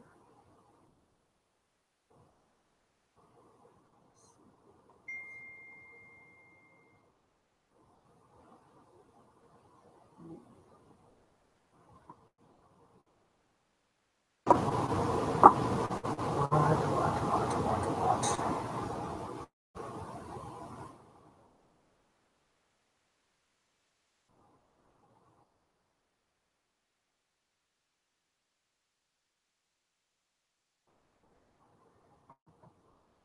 Let's see.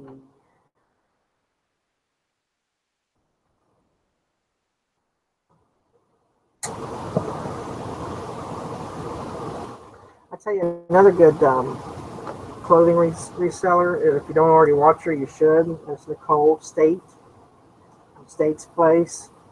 She is very knowledgeable.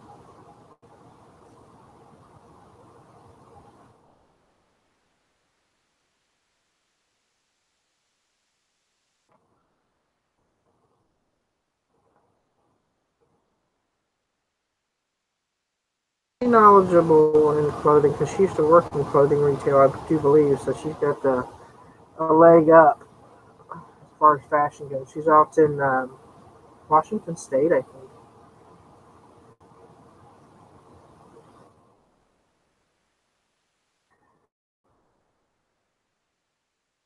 Yeah, I like State's Place.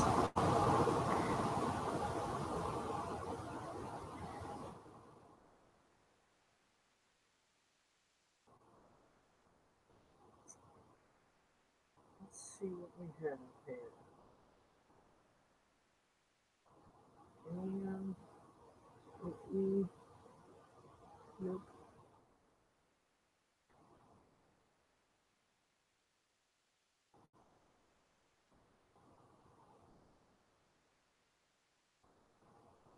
Yeah, I would much rather do the Hangouts than yeah, Portland. She gets a lot of the good designer stuff out there too. Um, I would rather do the Hangouts than haul videos. I think I did do quite a few haul videos, but like I always had said in them, I'm no expert. I'm just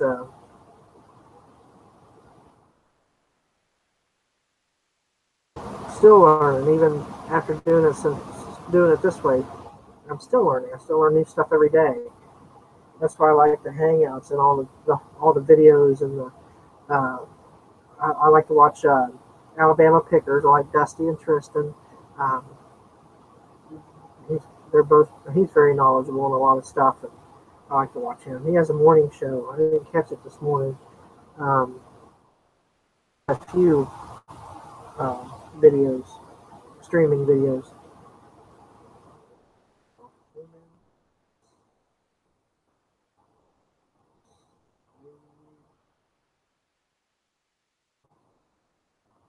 Sequence. I always hated spelling the word sequence.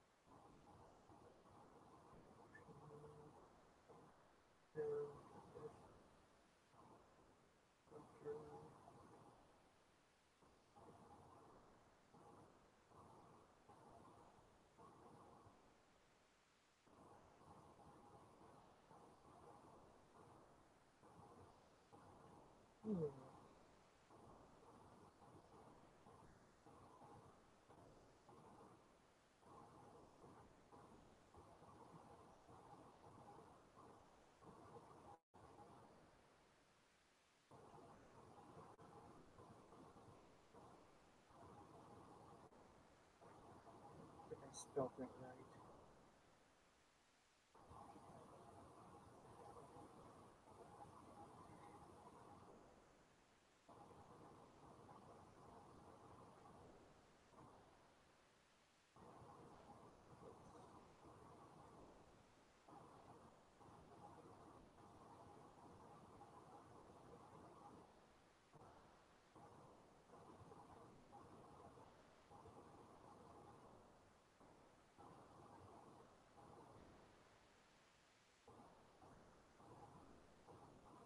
How do you spell sequence?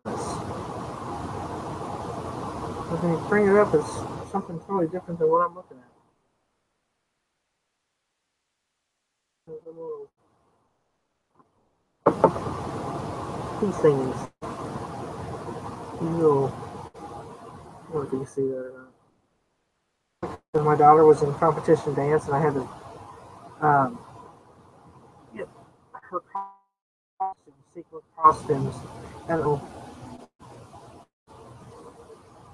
I'm the type that if I need to replace a button, I'm looking for the button ear, you know, little gun looking thing. Um,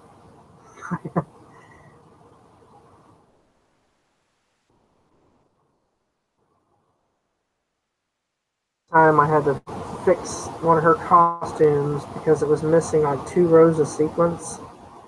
And I'm like, oh, I ended up getting my um, husband's aunt to do it for me because I can't. So I'm not a very good sewer.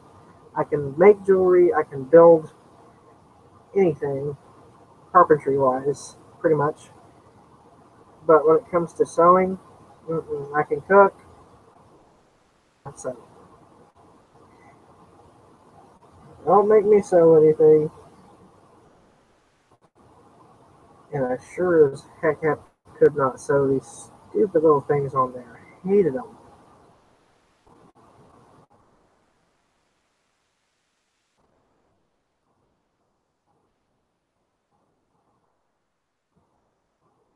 Yeah, there it is. Sequence. There we go. Thank you. Can't spell it and I can't sew them. It kept coming up Squenced. That's totally different meaning than what I need.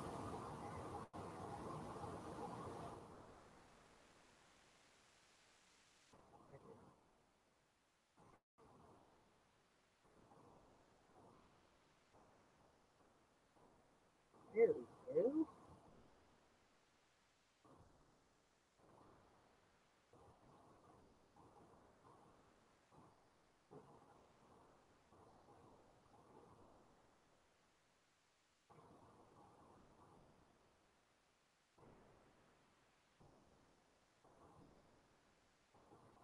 Probably not a top I should buy being having ADHD and all these shinies all like I said, he's like, ooh, shiny stuff. I'm not nearly as bad as my daughter.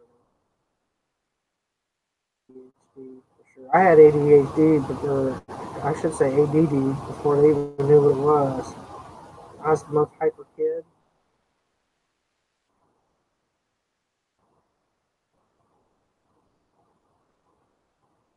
Doctors told my mom to give me coffee to counteract my hyperness.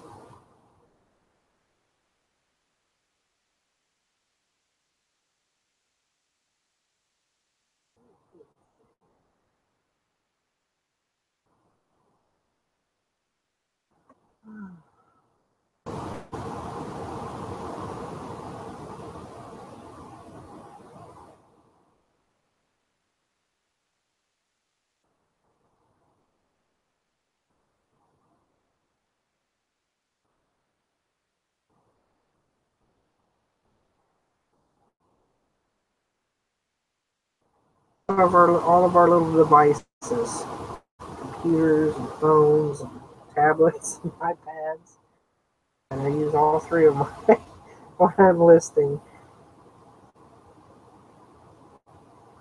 So I usually write the draft on this. I'll more research,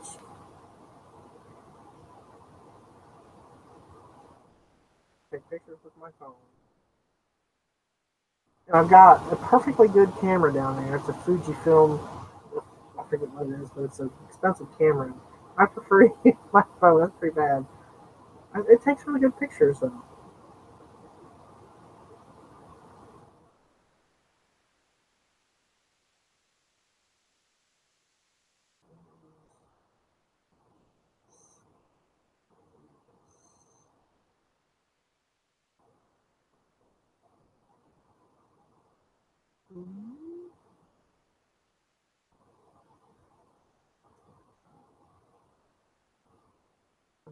What is that?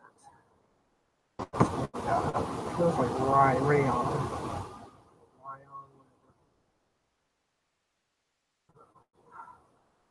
I really hate when they cut the material tag out of clothing. No, oh, there it is. Oh, it's polyester.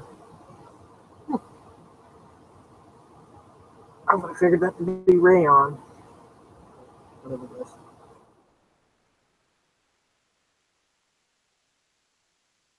Your business. I'll have to write that down so I can check out his channel. I love watching all the new channels. New Frontier Businessman.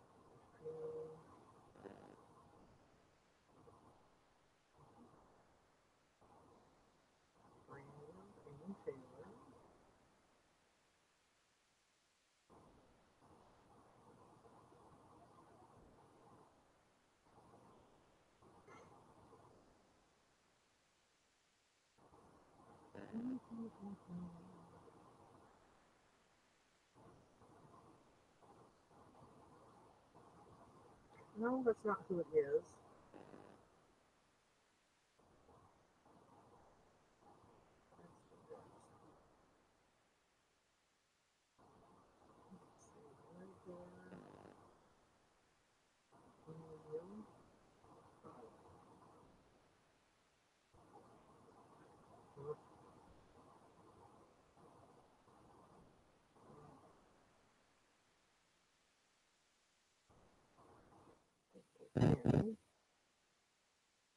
Yes.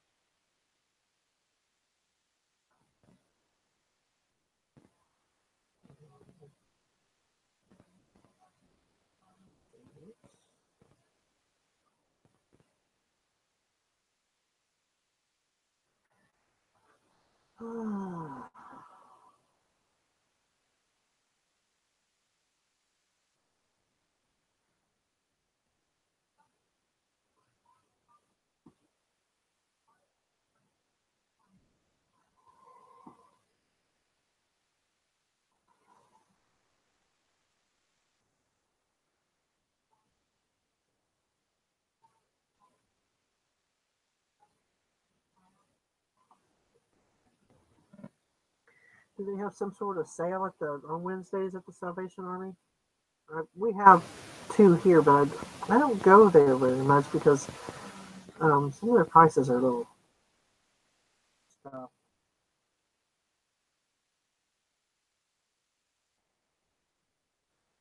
At least in ours, anyway. You pick size type 40 days.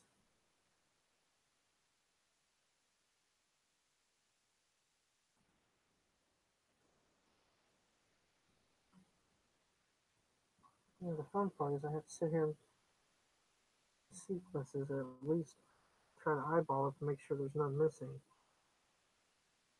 That's hard to do at the store, so I don't. So that's good.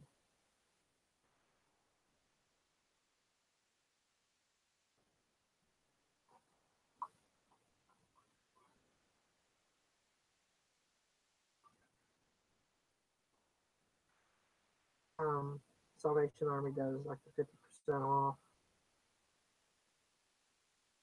Do they do sales on?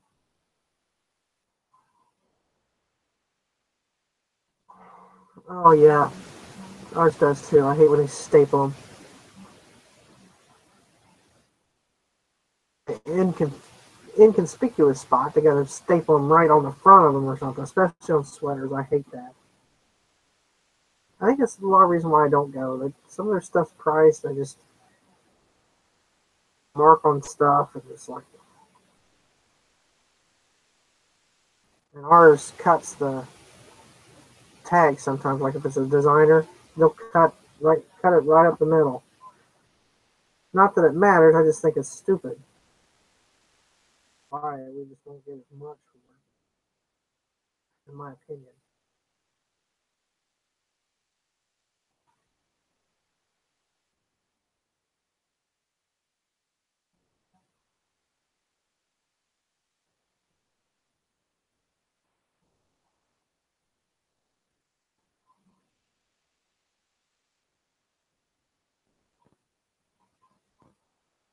I'm not done yet.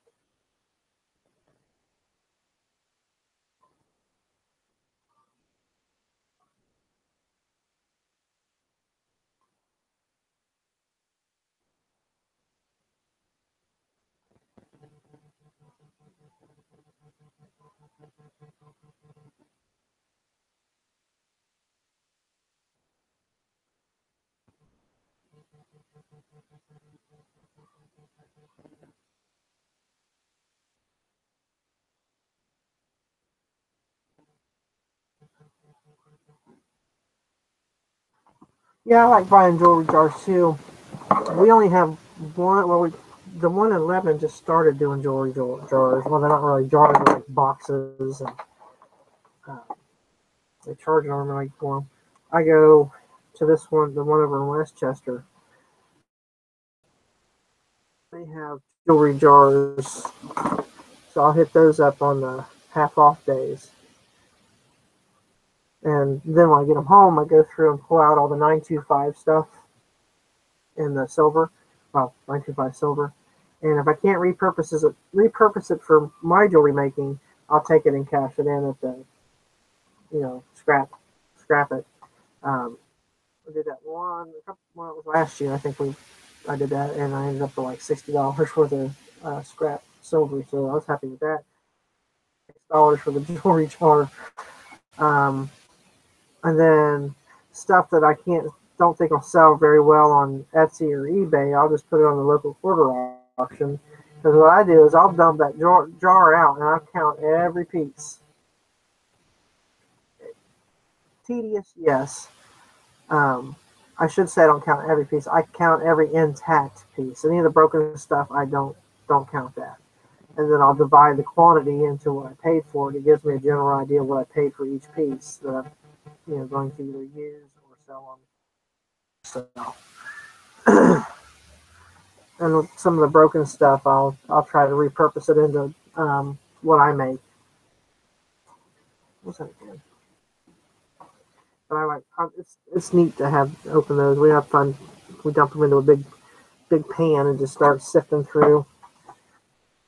I found some pretty decent stuff in there. Some good Monet pieces. some vintage sign pieces by certain designers and stuff. It's pretty cool. Found was it Peridot? I guess how you pronounce it. A green gemstone, pure silver ring. That was I think I got like $60 for that ring. I can't remember. I haven't bought a jewelry jar in a while either. In fact, I'm about ready to. I need one because I'm everything I've gone through all that too. So.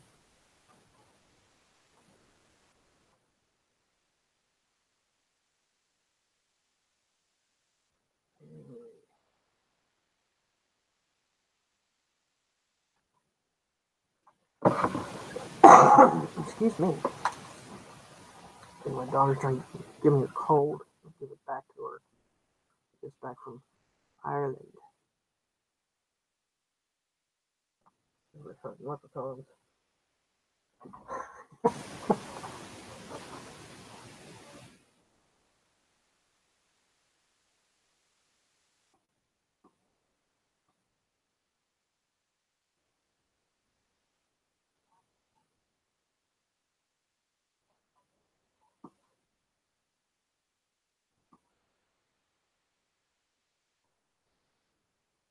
Okay.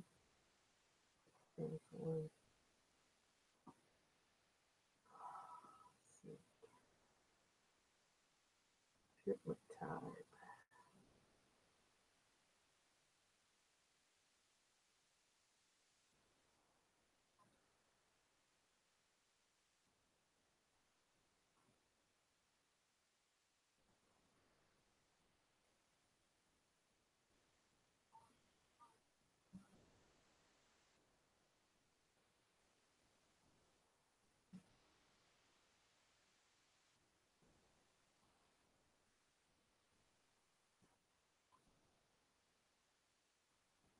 I sold some more items from a dumpster dive I did a couple months ago.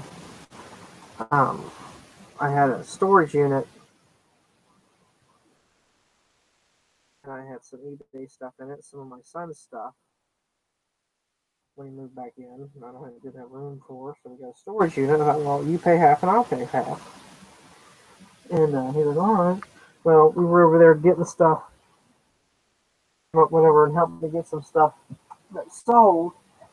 And when we went through the gate, I noticed that the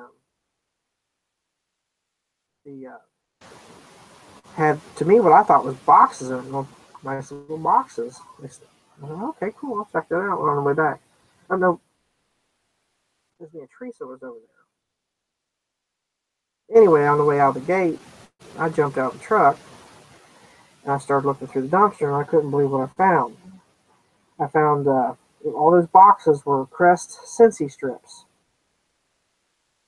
cases and cases and cases. So I started loading my truck up, and I found a case of there's a box about yay big. Man, what is that? And it said Procter and Gamble. So I pulled that out there and opened it up, and it had 3 brand new in the box, never been opened. The Oral-B Pro 5000 series Smart Tech toothbrushes. They're Bluetooth accessible. Why anybody needs Bluetooth on a toothbrush is beyond me.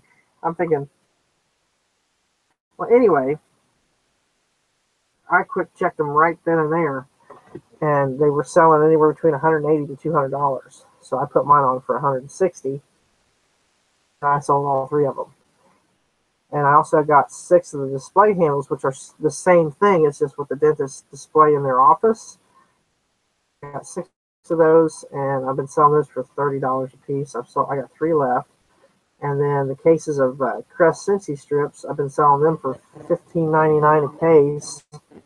And I just sold my 16th case. Packed it up to be picked up today. So,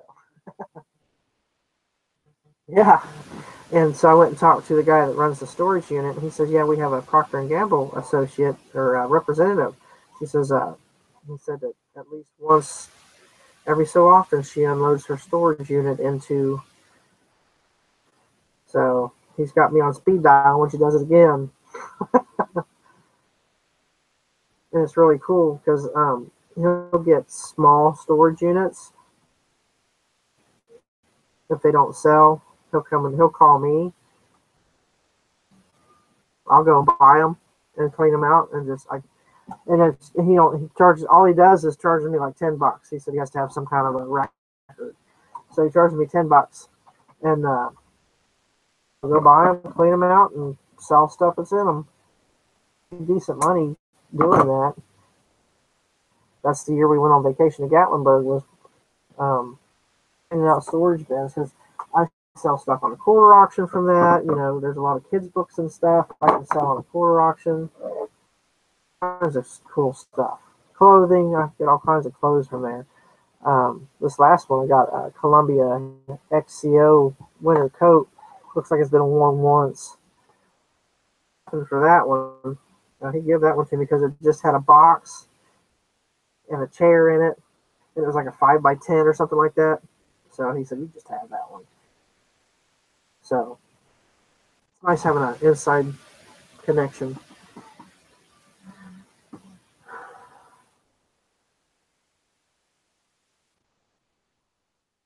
Oh, I sell a little bit of everything. I sell clothing, shoes, electronic, the TV plug and play games. I do really well in coffee mugs. I sell coffee mugs like crazy. Now, I was selling everything I can get my hands on, but I got to where I had that storage unit, machine I have in the backyard, and then I got half of the 10x16 barn we put out in the front yard. Well, front side yard, whatever you want to call it. And then my sister had on top of some her like tall cabinets to put totes up on, plus some shelving in her garage. I had items in my store. It was piling up, and things weren't moving as fast as I was bringing it in, especially with buying storage units. I sat down. I don't know if you've seen in my other videos, but I sat down one day and I thought, I need to look the things over. I need to revamp this. I need to figure out best for me and go from that route. So what I did is I looked through all of my sales from the day one to the present, and I found that there was 4 types of items that sold best for me, that made me the most money, which was TV plug and plays, coffee mugs, clothing, and shoes. So I took everything else and I took it all out of my store. Huge yard sale out in front of the house here one weekend, and then the rest I donated to the church. That's Teresa's dad is the pastor of the church. They have rummage sales every month to help pay the taxes on the building. So I donated probably 600 items left over that did not sell. And I still made $300 on that weekend, which that's $100 a day. So I was happy with that. So now on clothing, shoes, coffee mugs, and TV plug and plays. But I will pick up stuff that if I know it's going to make money, I'm going to grab it. I'm just not going to do it as much as I was, because I was buying the Guitar Hero controllers. I had about 40 of those, and I probably had more than that, but I sold some, and it just seems like they just stopped selling. I had 2 big, large, the biggest tubs you can get. I can't remember what they are the big long ones, full of Nerf guns. I mean, I was buying Nerf guns left and right. At one time, they were selling really good. I mean, I've sold the Vulcan. I just noticed the Vulcan. It's got the built-in tripod and all that. It looks like a big cannon. I sold it for $65, and I paid $2 for it at a yard sale.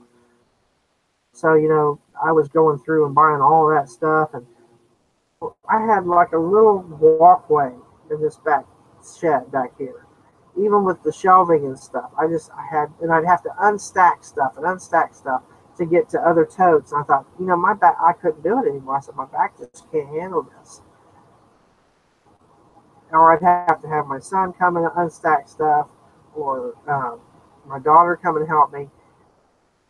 and they weren't always available, so I'd have to wait for one of them to get here or whatever to help me, or get my daughter's son or boyfriend to come help me, or Teresa. And it was slowing me down. I was like, no, I can't.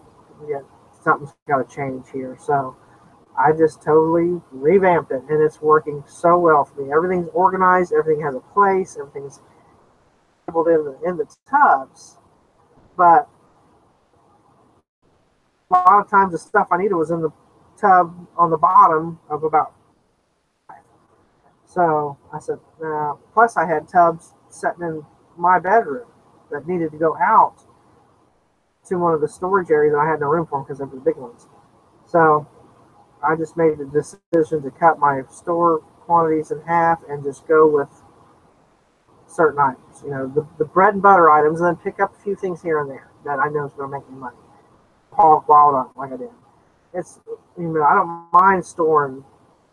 You can get a lot of clothes in one tote. So they don't call me the queen of cram for nothing. Excuse me. I do not need to catch the cold.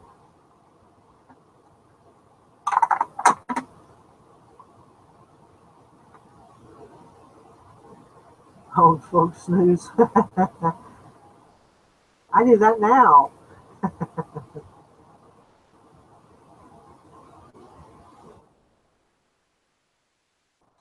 That's the problem I see with the over flooding, you know. And I think that's another reason why I quit doing haul videos, because I started to realize that it's like, you know, especially, you know, people in this area, because I do have some competition around here. I know who they are. They know who I am. And if they see me buying stuff, then they're going to buy it too. And the same difference. I see them, oh, that must be a seller, so I'm going to get it. So stick with what makes me the most money, and you know, I stick basically with what the two main things that people need: clothing and shoes. That's something they're always going to need: clothing and shoes, unless we become a giant nudist, you know, community or something. But um, my mom always told me, do what you know. You know, find out what people need. Was it that movie? It was called Robots, I think. See a need and fill it. Well, people are always going to need shoes. They're always going to need clothing. They don't necessarily have to have coffee mugs, but they're going to want it, especially if it's a favorite mug that they dropped and broke. They're going to go looking on eBay for that same mug. TV plug and play games. You know, some people can't afford big fancy Xboxes and PlayStation 4s, so they get the next best thing for their kid. You know, they can plug this into their little, and you can plug it into an analog TV. It doesn't have to be a digital TV. And there you go. There's your video game. So, I mean, I sell them all the time. And the older the better, but quite a few of them. So.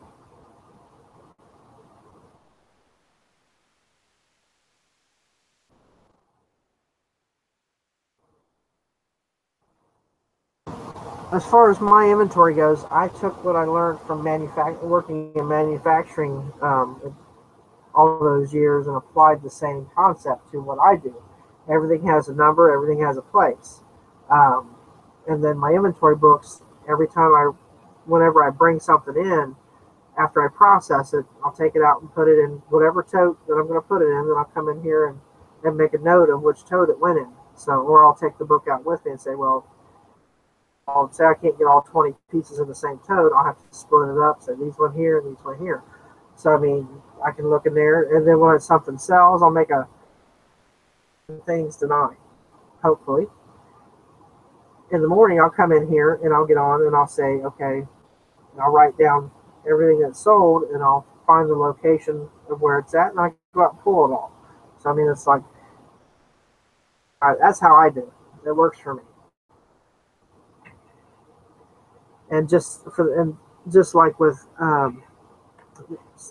the way I redid my storage, Polo or all my Ralph Lauren in one tote. I have one big tote, nothing but Ralph Lauren. I have one big tote for Brooks Brothers. All the designer stuff I have in their own totes.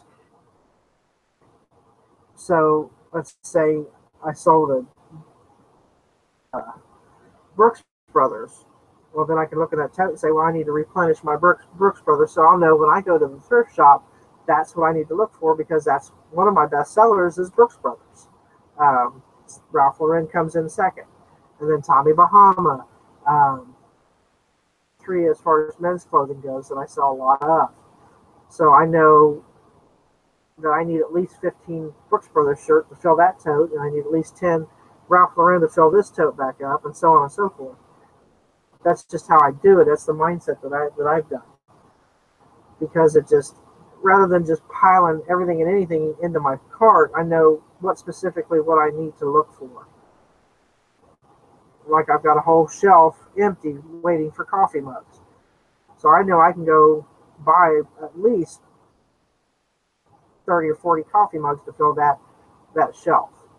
And, same goes with the TV plug and plays. They have their own tote, and I know how many fits in that. So, as they sell, I know I need to look for more. Keep my inventory where it's at, and keep my store numbers where they're at, because I don't want to go over a certain amount, because then your fees start becoming more than you're in. So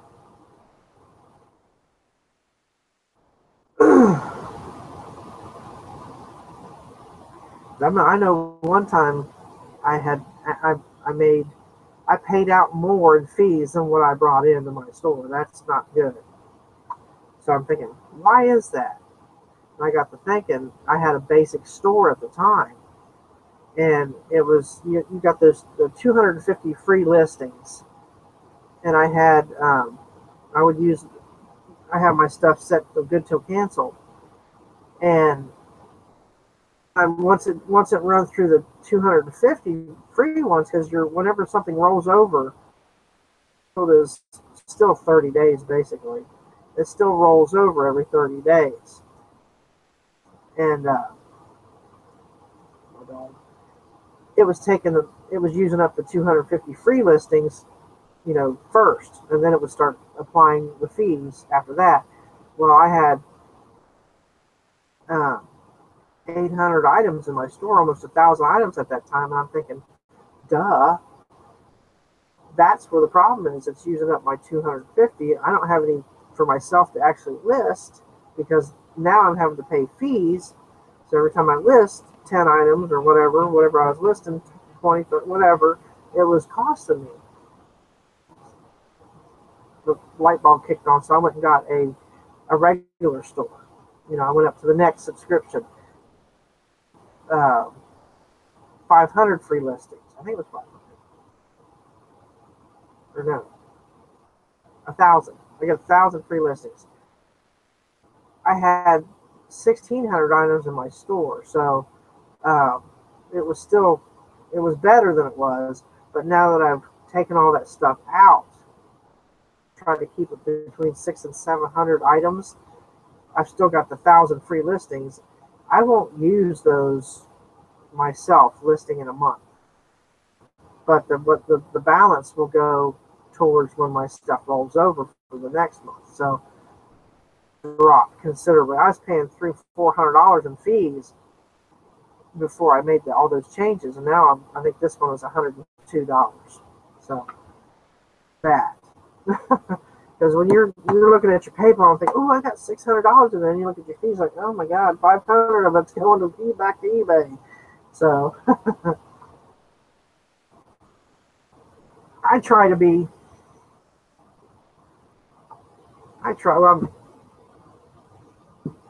It just helps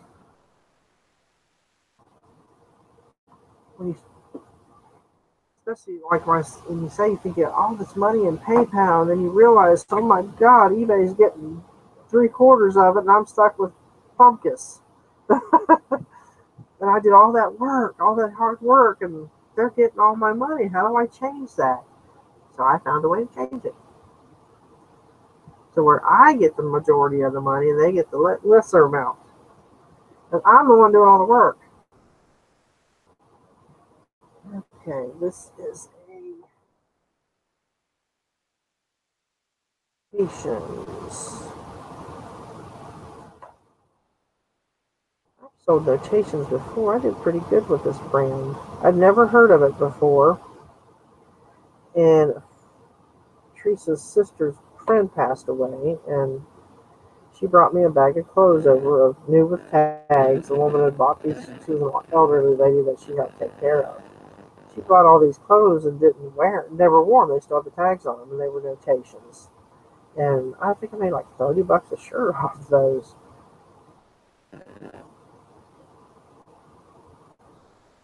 So not for the name, but not just for the name, but for the pattern too. It's got a really nice, neat pattern.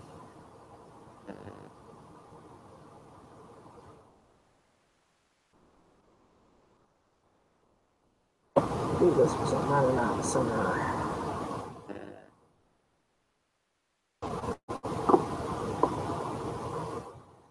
Now I gotta find the word.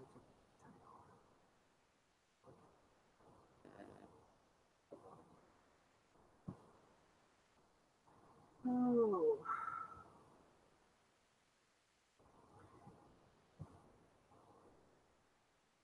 gonna be a long day.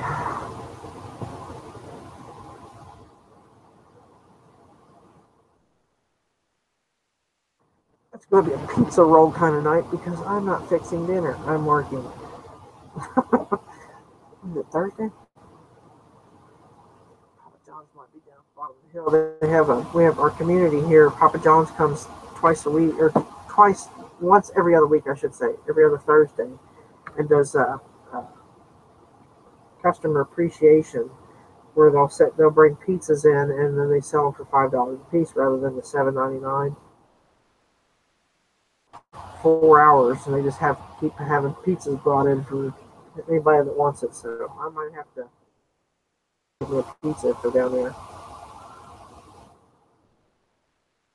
Which I should eat this stuff, but every now and then it's okay. I used to eat it all the time. That's not good.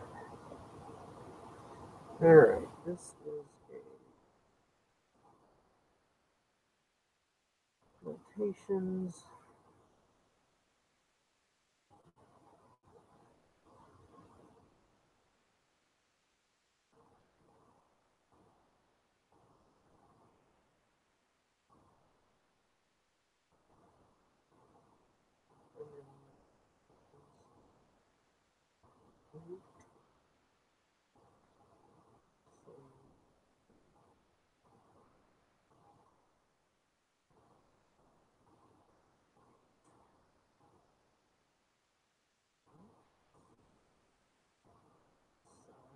Size, please.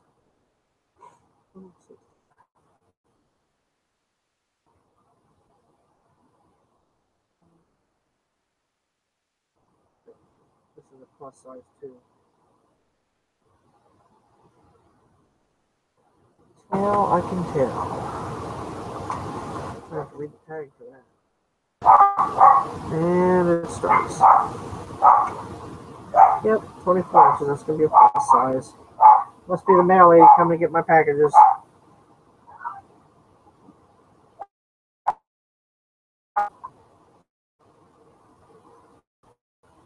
Gotta keep marking. Shut the door. They were kept marking. Nope.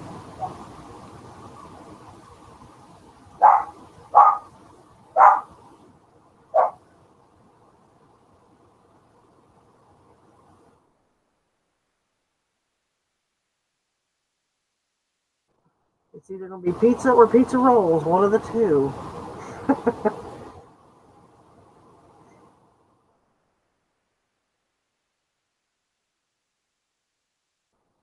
See, I'm a snacker. I like to snack through the day. We go to Whole Foods on Fridays, my sisters and I, for the wine tasting. We go about every Friday. I always pick up the same little snacks. I like it's the Parmesan Reggiano rind ends. They package those. I love those. I'll snack on those. Crackers, cheese, and then they have this. I call it the garbage box, but it's just ends of cheese where they've grated it down so far that they can't get any more out of it. And it's usually little chunks about yay big. Get our favorites out of that, and I'll snack on that cheese and crackers through the week. and I get the salami and stuff like that, just to snack on. Last night we had beef hot shots last night. That was a stick to your ribs kind of meal. I don't want another big meal like that today. That sent my carbs way over the top. It's gonna be something I don't cook, which I do cook. I just don't want to tonight. Finish that.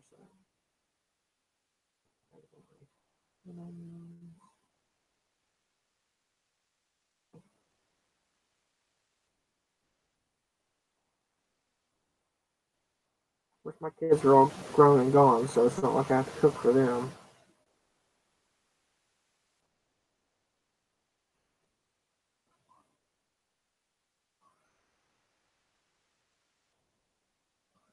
And when I did cook for them, it was like cooking for an army because my son, he's 6'5", about 325 pounds. It's like a tank.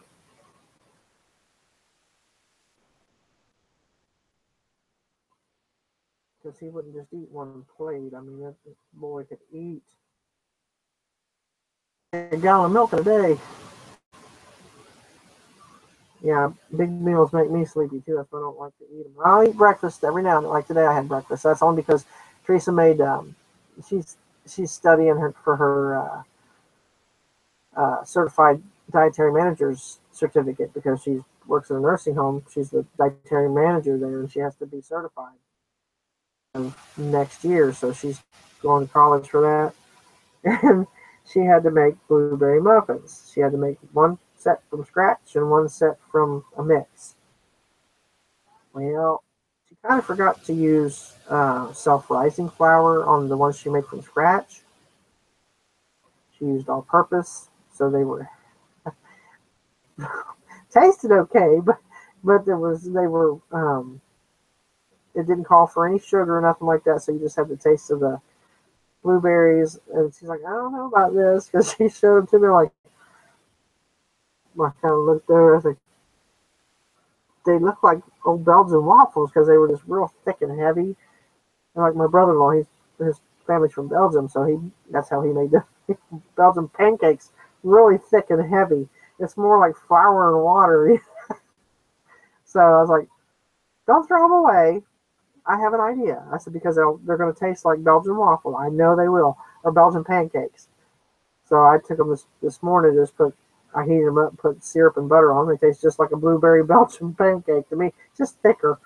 But she had to have us all taste test them. Everybody's biting into that and looking at her. She's like, you don't have to eat that. I said,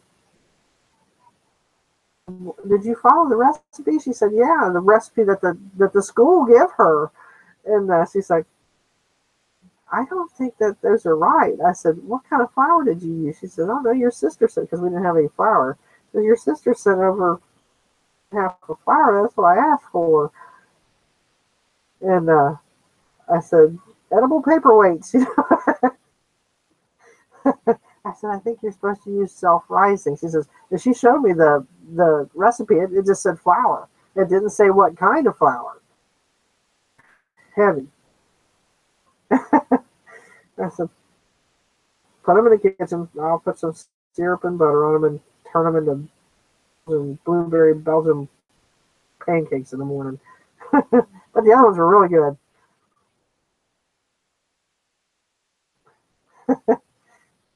She tries. She's a really good cook, but she's super stressed out having to do this class or trying to get the certification and do her job at the same time. And the girl that works for hers. Sometimes you just want to go in there and knock them upside the head. It's like, what are you thinking?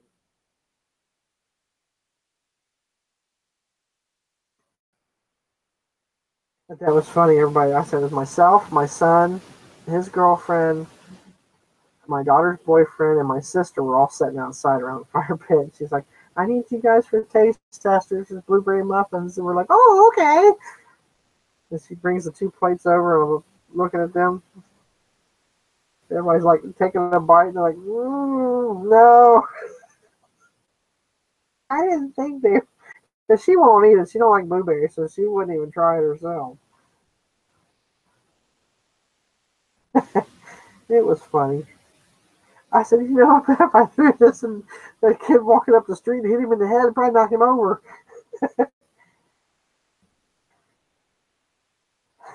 They were that heavy. So that's what I had for breakfast, and I'm still not hungry.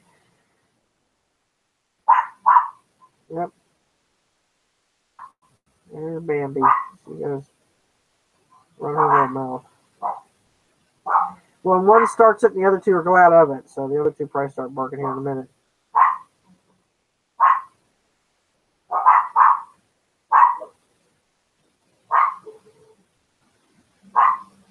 Let's see. This is a style.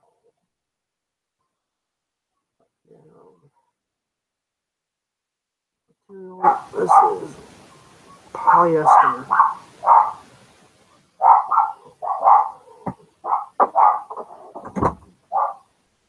These.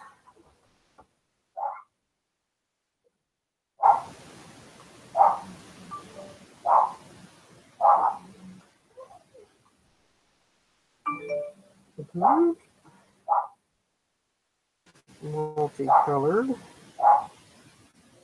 I don't know what pattern. That's a good geometric pattern. Looks like wood pallets laid off different directions.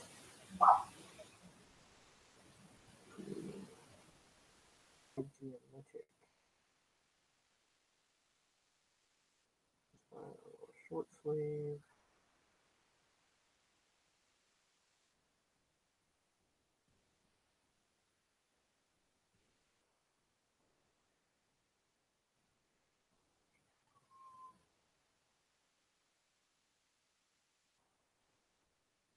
I can hear what they're barking at. They sound like a cat outside meowing. That's what he's barking at. The cat fight outside. Ah!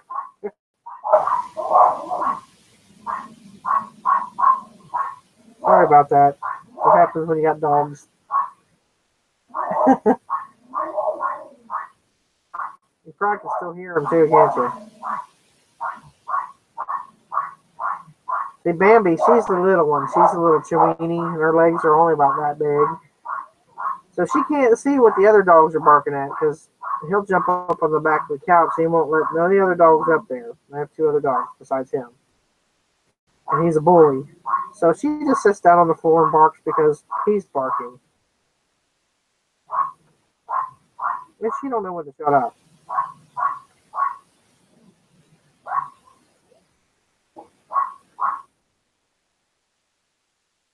She's Chiweenie weighs about 3 pounds or 4 pounds. No, take that back. She was just 6 pounds.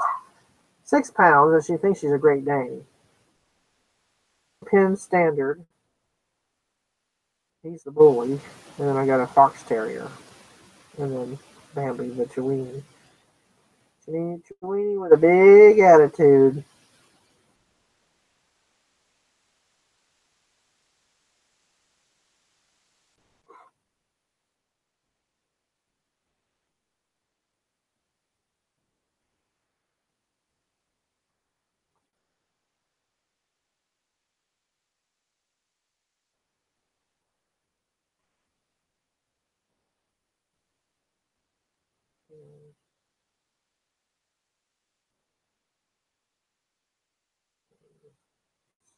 I love autofill. At least when I'm typing and word comes up.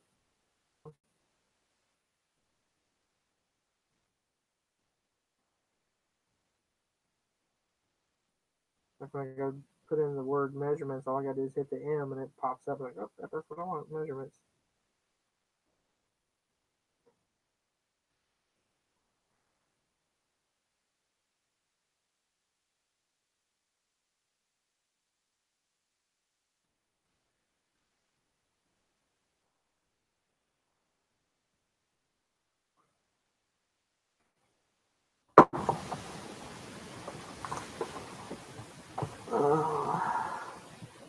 Yeah, me too.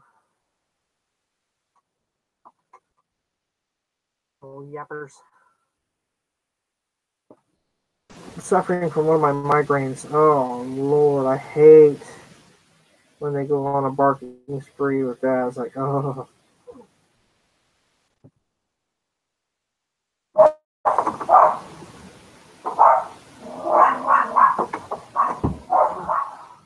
I gotta go out and pull the blind down so you can't see the cats outside.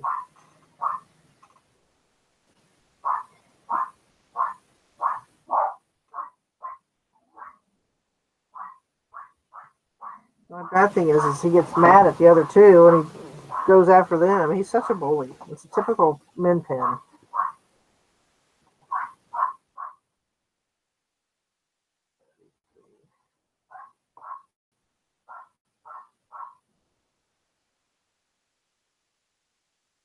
Way out there and growl at the window.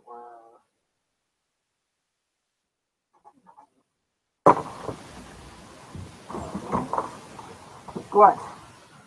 Oh, did you come to visit? Come here. Come here. Come here. Come here. There's Bambi. Hey, hi. All right. What? It's too early. Just because you made noise out there doesn't mean it's time to eat. It's too early. Tell time.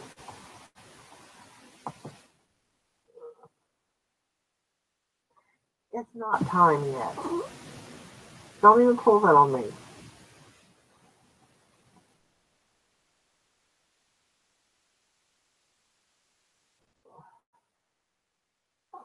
What? Can you get me to take a break? I just took one. I'm not going to take another one for at least another 20 minutes or so to feed you guys. So, you're just going to have to wait. Close that. Oh, no, don't care. All right. See you later, Beth.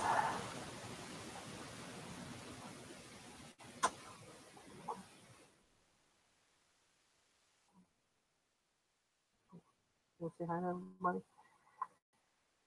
Numbers. Look. No.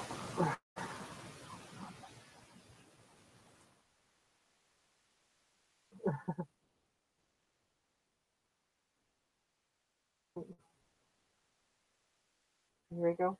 Is it everybody? You guys go in there and lay down. I'll be in a little bit. Go on. Stop. Weirdo. Leave her alone. He puts her whole head in his mouth, and he's got the stinkiest doggy breath, and she's like, oh. He's the type that, to get to brush his teeth, you have to take him to the vet so they can sedate him. He does not like that. First time I tried to brush his teeth, he like it tore me up.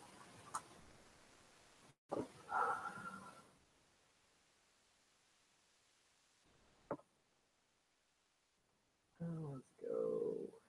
$18.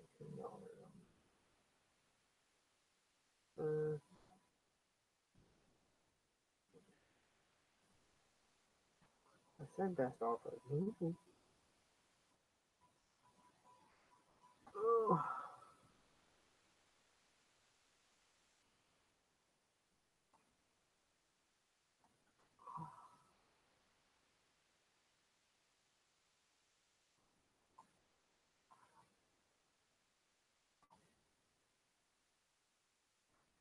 So who all is still here?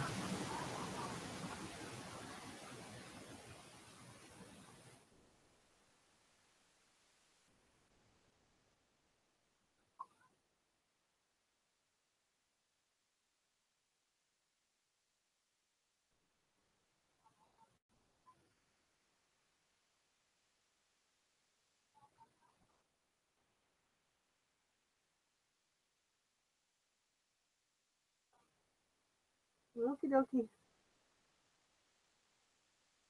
Is that Gigi or Gigi?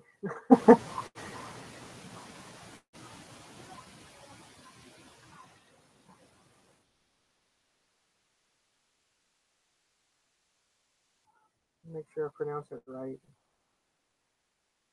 And then my nephew, his name's Gary, and I couldn't say his name right when he's 3 years younger than me, and I couldn't her name, so I called him Gigi. I call him Geezer. So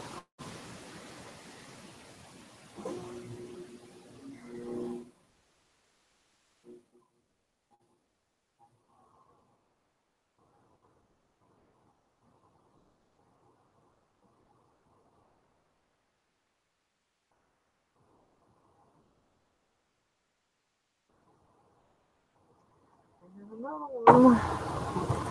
Ready?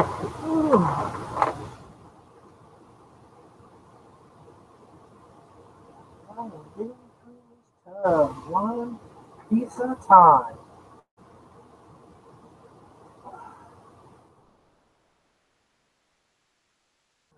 This one actually paid full price for. I'm gonna have to steam that one. That was all wrinkled.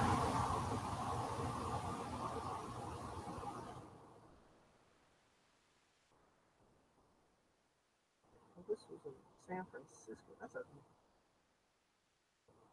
picture. What was that? 2XT, 3XT.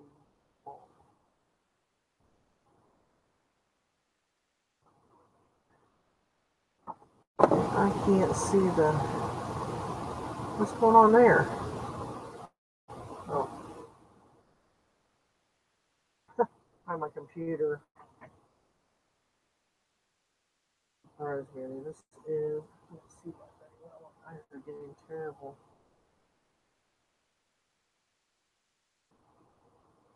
Probing.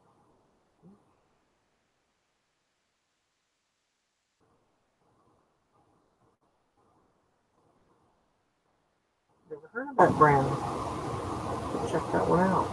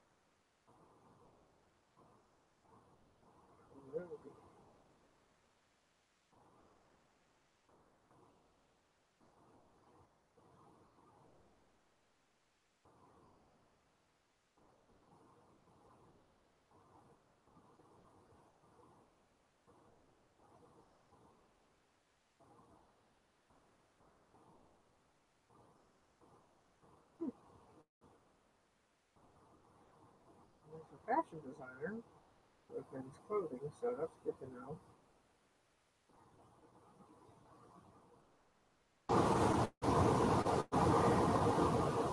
Jim Proby, Proby.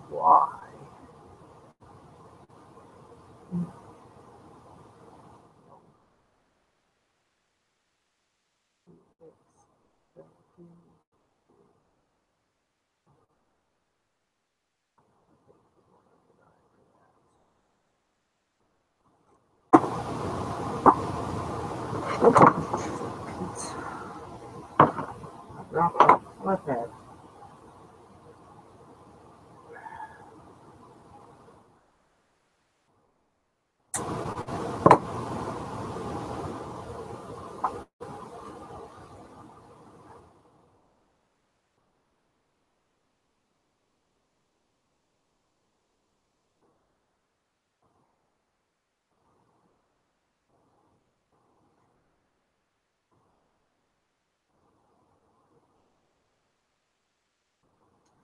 I'm thinking about having my daughter take all my pictures for me and pay her per photo or per item, not per photo. Good Lord, she'd take 1,000 photos um, for every item she photographs.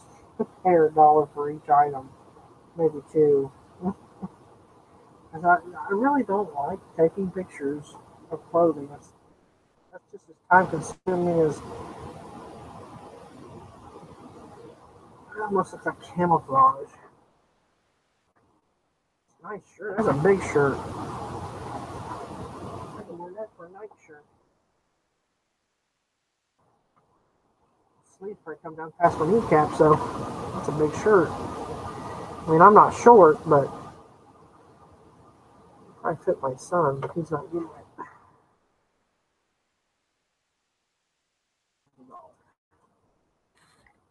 No, it's too early. Go lay down.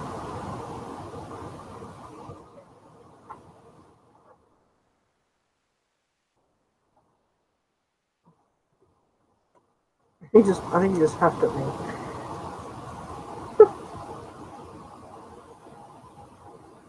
He's so funny. On his lead, but that's so funny.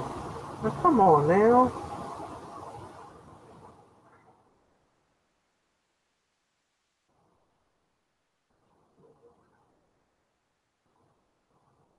My iPad's gonna wind himself home.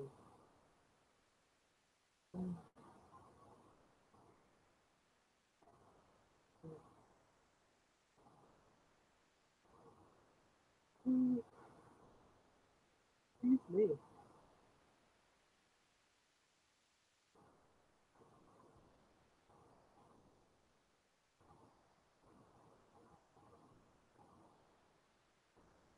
I'm probably good hands long sleeve.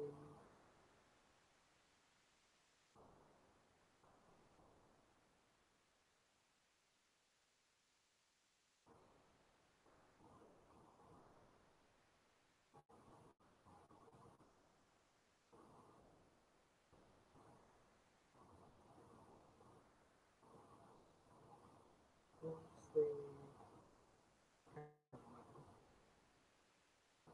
What? Shirt is 2XT, 3XT.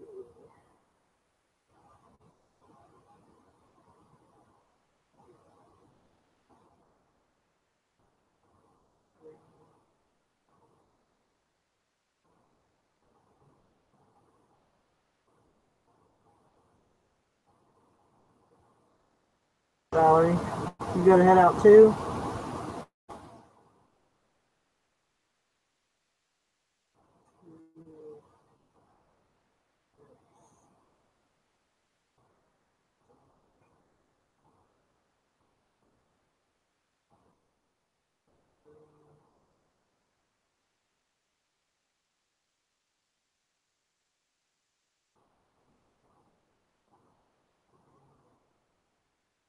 Straight.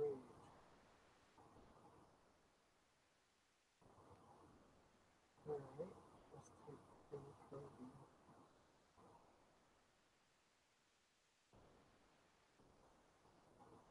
Oh, okay. I just seen where you said me too. I thought maybe you had to go too.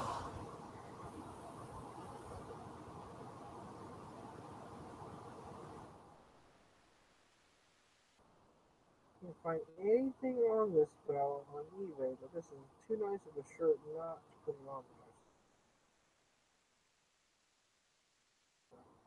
there. You know, price it high and see what happens, huh?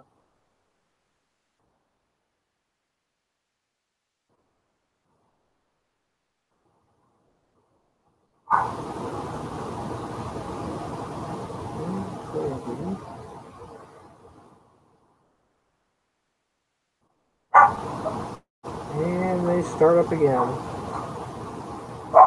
Long sleeve. I'm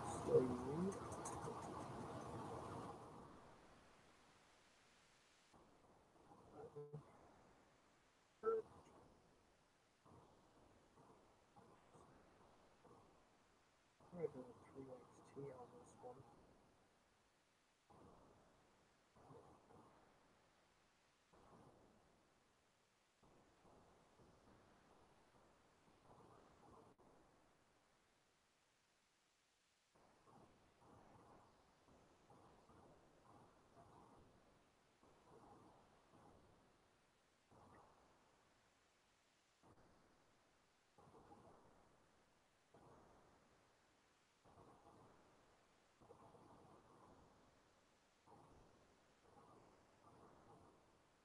Not yet.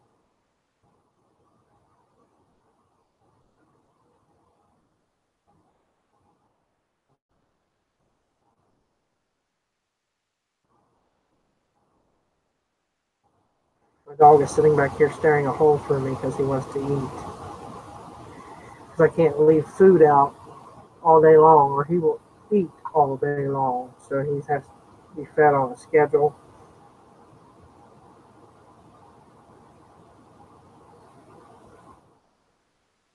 It's till it's time for them to eat. And he knows it. You can't tell me dogs can't tell time because you can, can't you?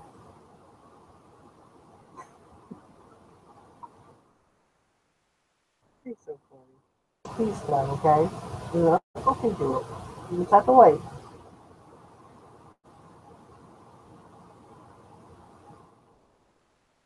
They're just like having kids, that's for sure. They just can't talk.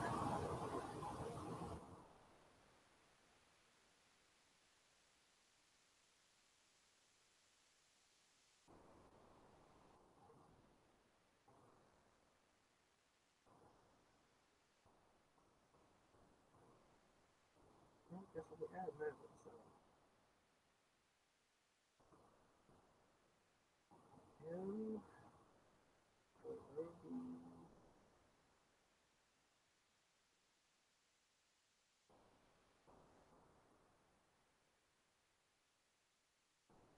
So, size type.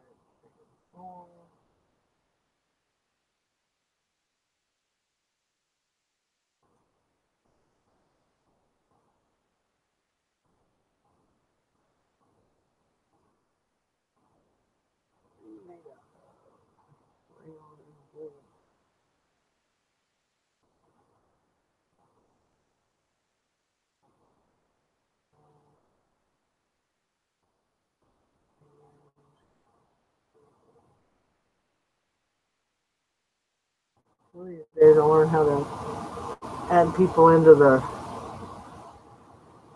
hangout. I'll get there sooner or later.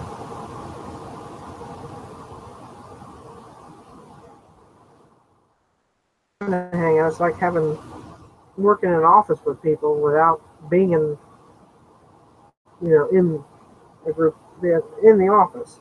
It's pretty cool. That's a neat thing. Get some people to talk to and time.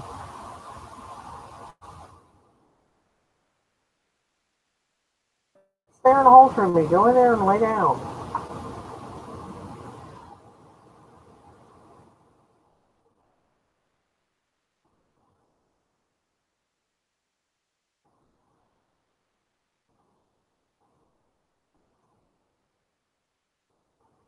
Oh, what, he sends you in for reinforcements?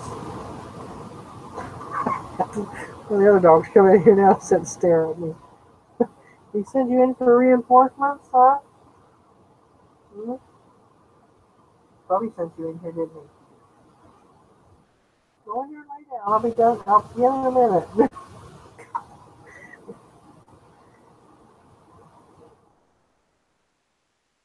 Dogs could talk. Oh, yep, there's the other one. Oh, I sent you both in here, huh? Go tell Mommy it's time to eat. That's what he told him. She ain't listening to me.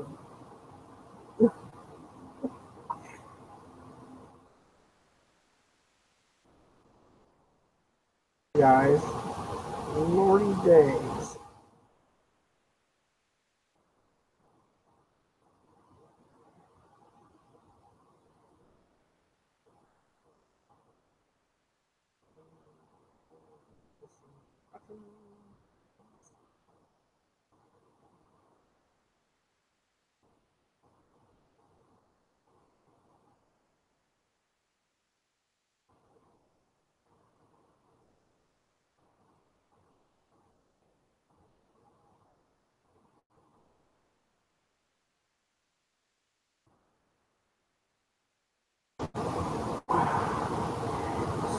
Big shirt.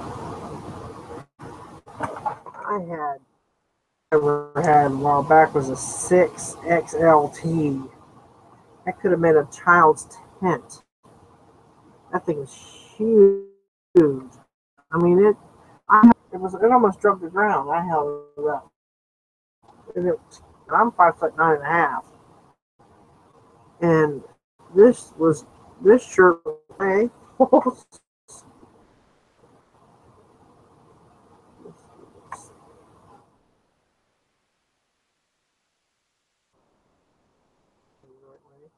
Right there.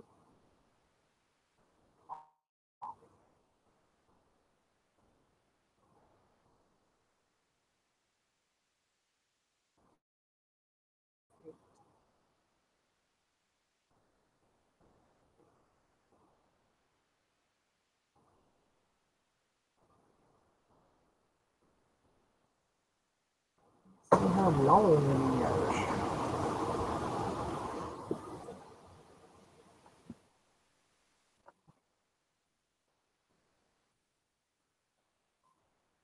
$37 inches. That's over 3 feet long. Well, 3 foot 1 inch.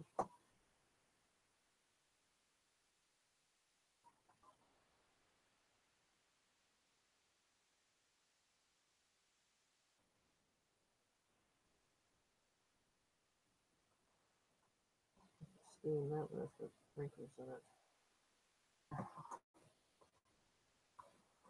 Wrinkles galore.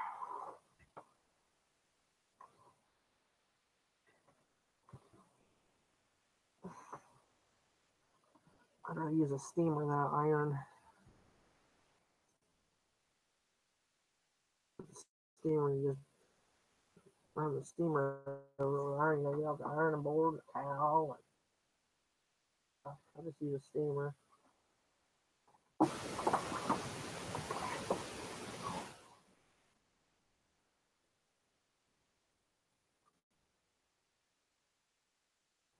The last time I actually used my iron was to heat the carpet tape on the carpet seam. It's laying down carpet. Oh.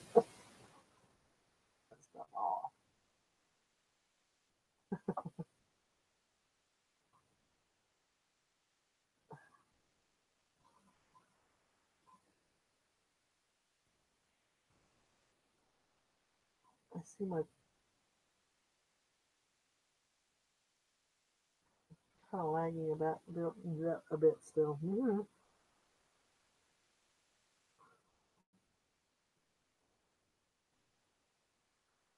I don't know this designer. I'm going to price it a little higher than I normally would because it's a real nice shirt.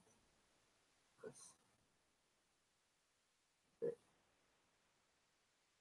Let's see. Material.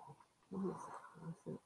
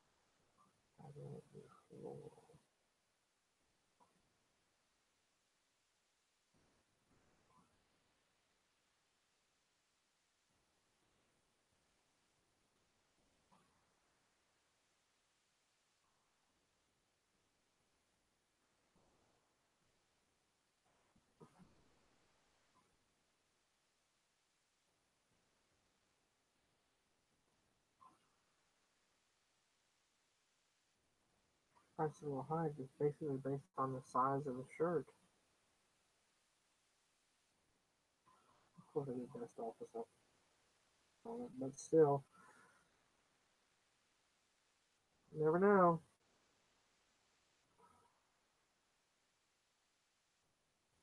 The onesies all of a sudden.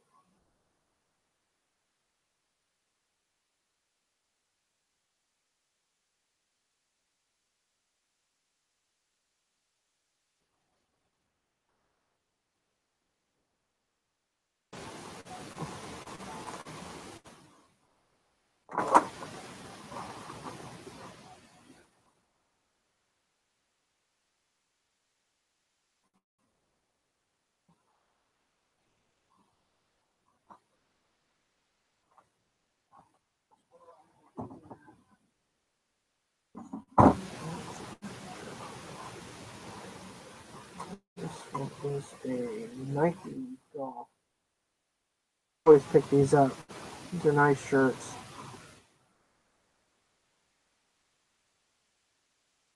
And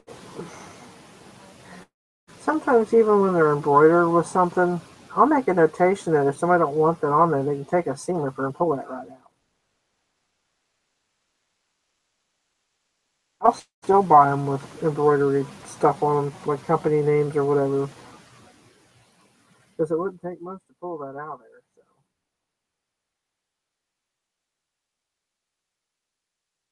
this is a extra large. That's my shirt.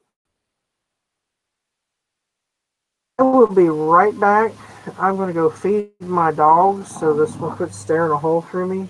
Okay, hold on. Let me finish this real quick. That's what I was waiting on with my iPad. Feed them.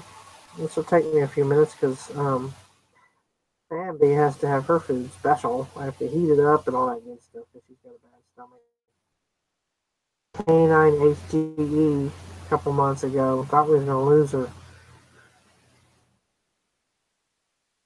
But the good doctors at the animal hospital pulled her through. But now I had to change her food. It was at, I was giving her Beneful, and it was the little Incredibites. I've been giving it to her for a while since she was able to eat her dog food since she was a puppy. Um, I switched her over to that, and so she's been eating it for the last. It must have been a bad batch because it made her sick. And I changed her to. I have to get her special dog food. I have to get it from the vet. It's by Purina. It's called the EN for gastrointro something. And then I mix it with a little bit of Purina 1 or something like that. So I haven't had any problems since. And I switched the other dogs were eating Beneful too, and I changed their food too and changed it over to the one. I didn't want to take any chances of them getting sick too on the batch they had. So I don't know if the chat's not working or if mine's not moving because it's not letting me type anything. It's probably my computer being a butt face. Oh, here we go. But I'm gonna go feed the dogs, so you all chat amongst yourselves, and I think we are what? Yeah. Okay. All right. I'll be back. I gotta go feed my puppies before they what was that, meet me on the bounty? So I'll be right back. Ooh, give me a few minutes, y'all. Just work and chat amongst yourselves. All right, guys, come on. Ready? Get the ball.